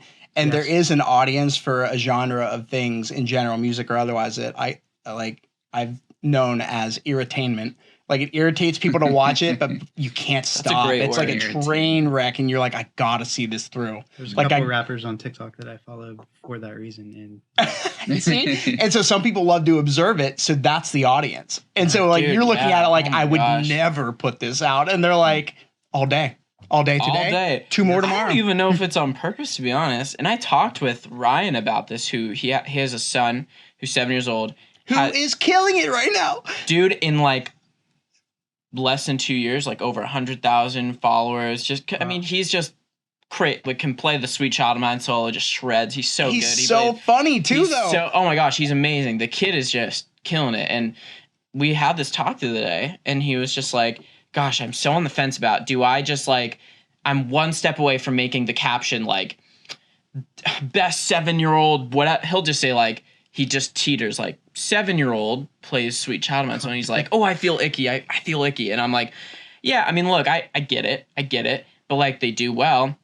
Like what stops you from just being like best 7-year-old player? And he's like, I'm going to see somebody that I know in public, and they're going to be like, that douchebag. And I'm like, yeah, okay, fair. But like, is that worth it? Like for you, is that truly, ask yourself, is that worth it? Like you could maybe go from being right here to your kid could be up here in like a day if you just like suck it up and do it. Is that worth it to you? Is it not? And why is it not worth it to you? I think it comes back to what's your goal? Yeah. Why are you doing it? What's your why? You know what I feel like is a good exercise is to say like, phrase your why in the most healthy, like positive, like self-reflective way, and then try and phrase that same why in the most like toxic, selfish, self-indulgent way possible. Kind of like the write a bad song exercise. Yeah, like you can be like, oh well, my goal is to reach millions of people with my positive message through my song, and people really know who I am. And then you can be like, the dark side of that is like, I want to be the center of attention. I want to have 1 million followers, and I want to have this song win a Grammy and whatever. It's like, okay, where's the middle ground? Right. So I think my hurdle, just to finish round it out. So you got yours, right? You said yours. That was like. Yeah, like just putting out content that's not masked by having other people there to commiserate with if it does poorly. My vice right now is not having enough experience and practice with like melody writing. Like I lean heavily on you guys because I accept I'm in a place where I'm learning to explore what mine is going to look like, and I'm doing it more and more. So I mean, there is progress, slow but surely. And I also enjoy having, the sounding board of you two to work with in that regard, because you can take me outside of my comfort zone, offer alternate perspectives and also alternate melodies. And I'm like, oh, I wouldn't have gone to that, but I do like that more. It's really interesting. You specifically, I know I have that conversation with you all the time. Yeah. But I did want to say, like, another byproduct of being around, having this kind of group of people be your creative circle is I feel I'm at my strongest when I'm in a group of other creative people. I am my most creative and my most authentically creative self when I'm with a group of other people that also can share their authentic creativity with me in a circle where we're all collaborating and contributing together. And there's something about that has just always really resonated with me. And that's like the other reason I started this podcast, was because I was like, I want to meet more people outside of my circle that do that. But I also want to I wanted to pump up my friends too. Like I wanted to showcase like everybody like that is here at this table. Like you should all be reached out to for all of your strengths and abilities to moderate and carry people through their stuff. I can definitely see like potential for for Collab to take off, and maybe there's payoff for us, but like I'm experiencing a lot of appreciation for the space that you've created, the beautiful table, putting this together, because like if you could have told me, if you said, hey, I have some homies who are willing to, one of them's going to drive here, meet us in town, people are coming, they're going to travel here, we're going to hang out. All you got to do is just get up after 3.5 hours of sleep. And like, we're going to go sit at a table at a restaurant, and we're just going to like stay focused and like just keep bringing the conversation back to creativity and art, and like talking about, the things that you don't normally talk about. I'd be like, no. Like, I mean, You'd say it in a bratty way too. Yeah. No, I'm good. I need sleep. Yeah. I need sleep. Like, but I don't think I'd buy into that, right? But because we have the video cameras and the microphones, and there's this container that you've built for a space for us to come talk about what's really going on, like I've had a really wonderful experience. You could burn that hard drive right now, and I'd still be like, this is I'm still taking gold. The 21st episode was awesome. I genuinely feel inspired. Maybe it's because I had a lot of coffee on no sleep. It truly feels Maybe like a it's just therapy that. session, man. It Well- feels good. I think that's a thing that all artists and creatives need, like not just in this area, but like in your area, all over the world. Like the glory of the internet is this conversation could be happening with 4 other artists on the other side of the country. And I bet it might be very similar, with very similar archetype characters in that space having that conversation. If you have the right degree of emotional intelligence and perseverance and, dedication, and just my one of my strengths is my willingness to throw shit at the wall and see what sticks. And like when I came up with the idea for Collab or Die, I was like, oh, it's so short and it hits all the ticks on all the boxes that I want for something that would be my podcast. Like when you said music is medicine, I was like, oh, that is your podcast for sure, because you're this emotionally intelligent, very like therapeutic presence to talk to. And I couldn't wait to get the 4 of you together. Like when I was trying to figure out who was going to be on the dais, I was like, well, I know you because we talked about it. The reason you're here is because the last time we did the podcast, you were like, oh yeah, you should have like a couple people on to like celebrate the 21st episode. I was like, bet you're on it for sure. And then after I knew it might be you, but I didn't know if you'd be able to do it because I didn't know when it would be. And I just, you've got a wife and kids and responsibilities. So I was like, he may not be able to make it. And to be able to, get you to be in this place where you're like, yeah, I want to just, do things for me this year and really kind of self-explore and, tame my demons and stuff. I was like, this is going to be such a good podcast because everybody has something very interesting and equal to kind of contribute in ways that are not congruent necessarily with what each one of us would have to say about something. I would also say that like it's so cliche to just say like, oh, it's important to know you're not alone. Sure, that's great. But if I saw like, I don't know, like if I saw Bruno Mars something on a podcast and he wasn't singing, he just was talking to a microphone, and he was like, dude, I was so scared to like sing in front of my wife for the first time or something like that. If I heard him say that, I'd be like, no way. Turn that shit up. What did you just say? Like, I would actually feel, it's not just like you're not alone. I'd be like, it's not that you're not alone, but I'd be like, you share the same fear as me, and look how successful you are now. Like, I feel like that's the benefit of a podcast like this with people who are speaking about things that they've maybe had to overcome. It's like, well, yeah, a lot of people had to overcome that, but you overcame it, and you are just doing so well for yourself now. Like, it's very inspirational to hear other people that got over the hurdle, and now it's like their benefit. Like, how good of a singer. I mean, I don't think he was probably ever that scared to sing in front of people. That dude's got some pipes, but let's just say he was, and then now it's like one of his greatest strengths. It's like people just talk about his singing all day long. It's like maybe if he hadn't gone on a podcast like that and met somebody else who was like, dude, stop blocking your own shot, get out of your own way, maybe he would have never became Bruno Mars. So I think that's what's really cool. This is all hypothetical. I'm sure, like I said, that man is probably pretty comfortable in his own skin. But I think it's really cool that 4 people are able to get on this, and then you kind of walk away feeling like, yeah, you know what? Maybe he's right. Maybe I should just stop getting my own way so much. Yeah, my thought process behind having all of you guys here was like, I was hoping that we would I had a feeling this would be a really good conversation, but the tertiary, secondary goal to this would be, that in some creative capacity, the four of us find ways to kind of like integrate outside of the podcast to do some work together. Because I think there's so much like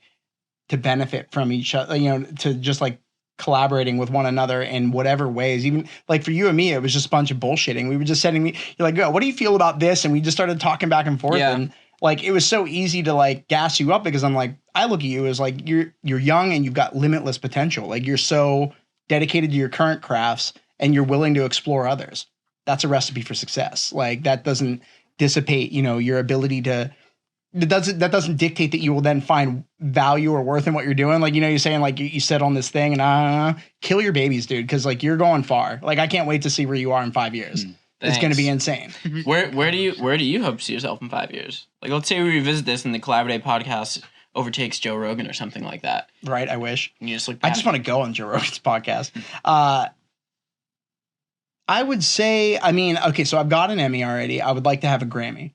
That would be in 5 years. I would like to have a Grammy. I don't know necessarily what the road to getting there is, but they add a few new categories every year, and there's ways to kind of slip in there where it's like where the getting's good. And so I would love to have a Grammy. I would love to have the podcast be going large. I love talking to people, and there are just so many people that I've met in my life that I think are interesting and have given me such great value at, you know, just the expense of their time of sharing with me. And I have not always been able to be in a place where I could benefit from it.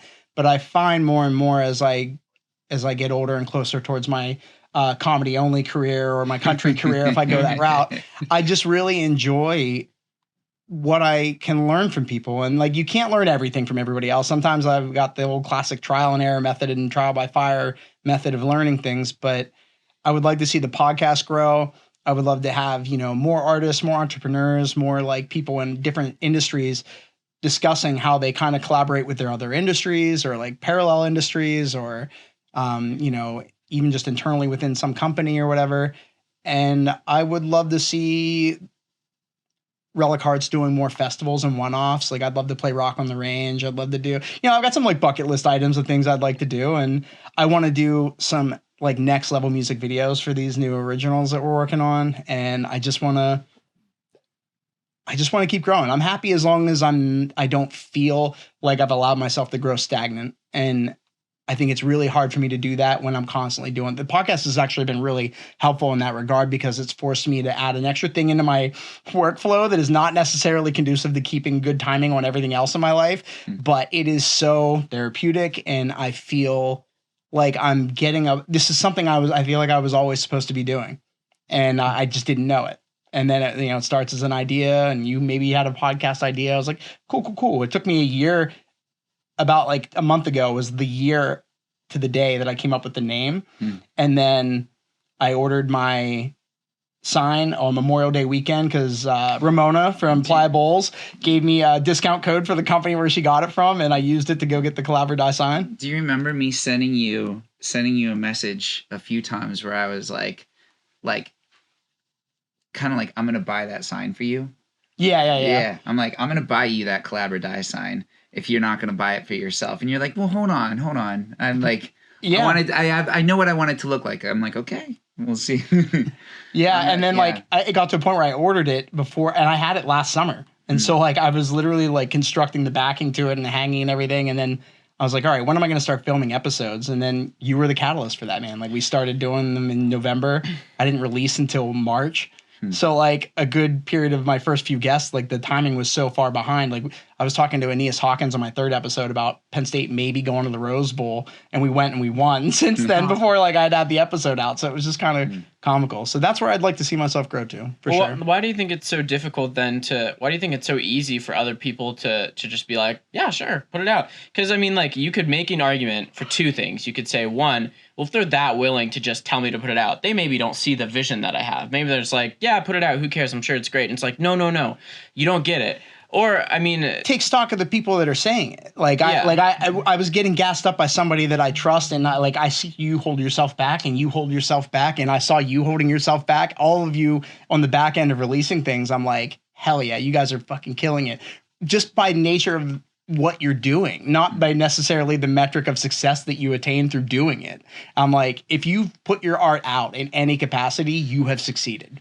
And if you can let that be your metric yeah. for success, it's so Yeah. much easier to say, I don't care how well it does. And I went out specifically not caring how well the podcast did. I was like, I just want to do it. 21 episodes. I want to get there. I don't know how well it's going to do. Maybe it fucking flops and it's just like this self-flagellating, masturbatory practice of me like having conversations with my homies and seeing if people take nuggets of wisdom out of it. But it didn't feel like that. It felt like our conversations individually with each of you was like some of my best and my favorite conversations of my podcast career. I definitely think you're in your zone, man. I just cool to see see. it's easy to see the dots whenever I see you all individually. Like I value the spark in each one of your guys' lives. And I was like, man, this is the group of people I put together for a podcast, it's going to be great. I can't wait. What do you think it's like to be like, I mean, my dad's position, but I'm like, what do you think it's like to just have a job that is, maybe I'm underestimating the collaborative nature of it. Like, cause he has other people in the room. Obviously, there's multiple people in the room when you're doing a surgery or something like that. But I just wonder if like, do they have those kinds of conversations, think, where they're like, because they're not nervous about releasing stuff. They always do something. It's not like they're necessarily creating something and putting it out. Like, do you think that they ever talk about like collaboration like that? Or do you think it's only us who are so afflicted by it? You see, like your dad is a surgeon, you said? Yeah.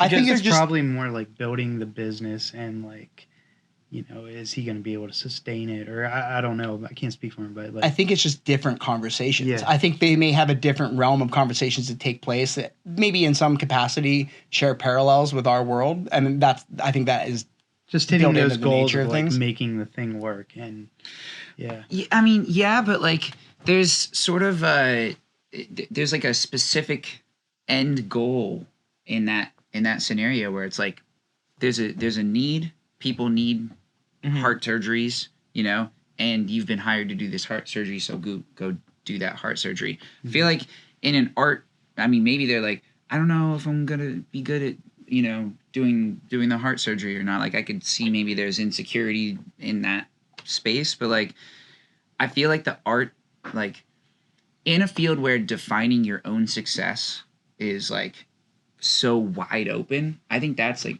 really It's unique. I think that's where the big difference is. Like you could say like in surgery, I define my success as that person lived. And then maybe enough people don't make it that you say, I define my success in that I showed up and I got the job done and I did my best. Yeah. I did my best, and that's what I have to view as success. And like you're saying here, success is I put the content out, right? And like somebody else could say success is the 21st episode or 1 million followers. I had an artist coach who said, how do you know that you've been successful when you songwrite? And I was like, I've never thought about this. And I like dropped in and I instantly knew. I'm like, I know it's been a success when I cry. If I'm writing and I have an emotional response to the thing that I've written, and I feel it's a particular feeling in my body, but I feel a release.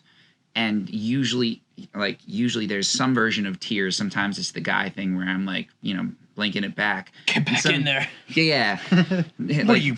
Not Pussy, now, I'm quit busy. it. Yeah. And sometimes I'm crying, but that for me, like noting that like when someone pointed out to me or just asked the question and I realized like that to me is success and I let it be that was so helpful for me in this process. So like, I don't know, that's kind of like what's coming to mind for me is I think that in an artistic field, like that's so wide open, how you define your success can be so much broader. So I think there's a lot of space. Because you can be an unsuccessful artist and like continue to make art.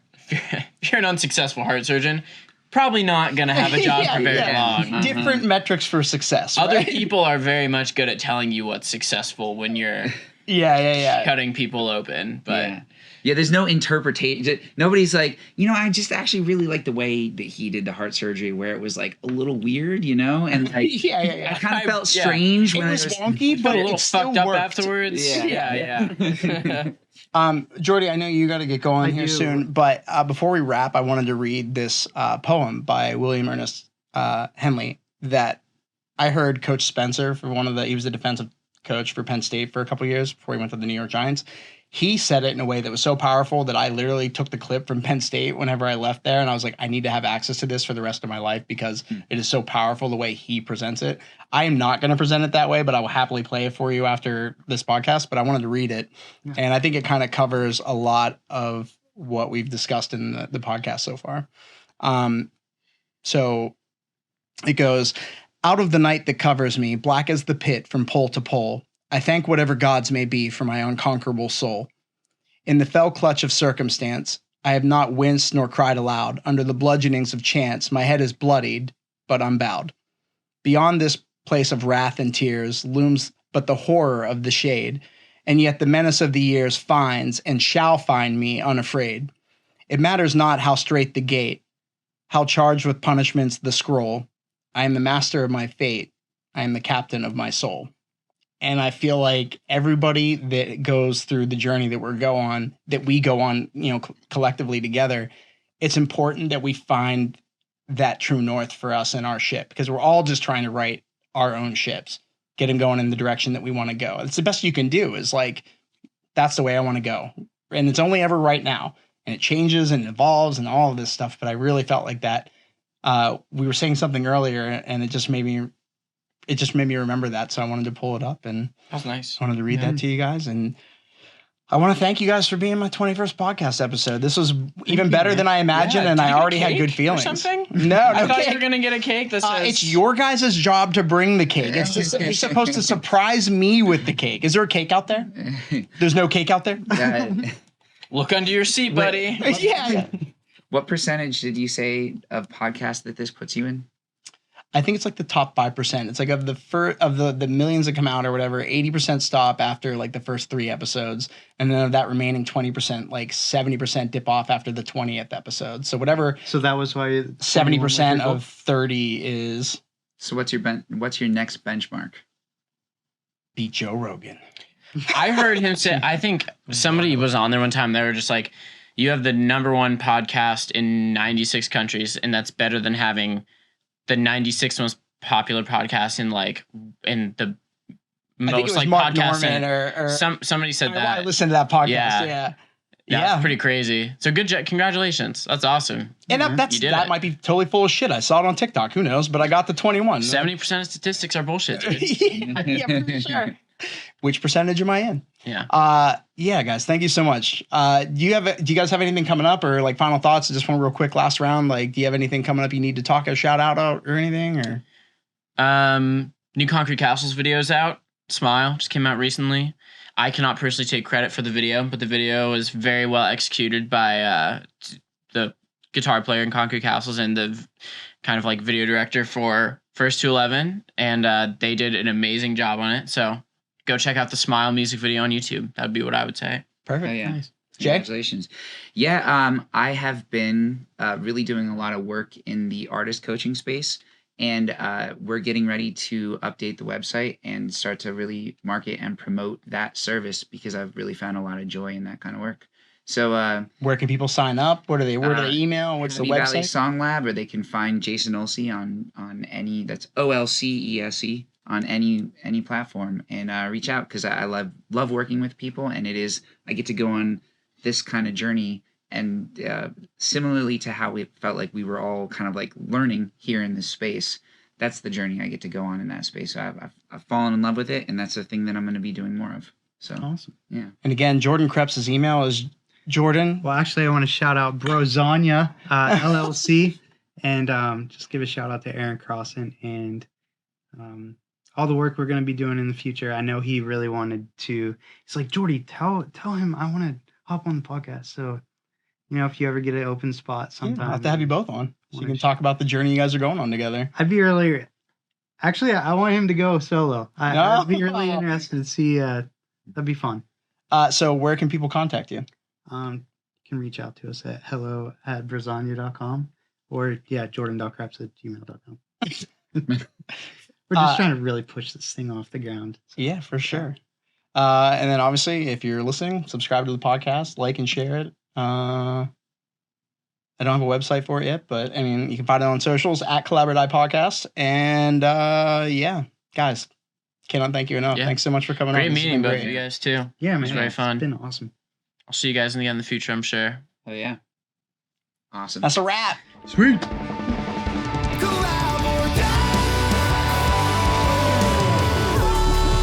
We're always collaborating at all times with the universe. That is a wrap on another episode of the Collab or Die podcast. I hope you enjoyed listening to it as much as I enjoyed making this episode for you. And now it's time for our favorite part of the show, the part where I beg you to please hit that like button, subscribe, and turn on those notifications so you never miss an episode. And don't be shy. Give us a shout out on social media at Collab or Die Podcast on all the cool platforms to share your thoughts, your feedback, and your love. Until next time, Collab or Die, baby.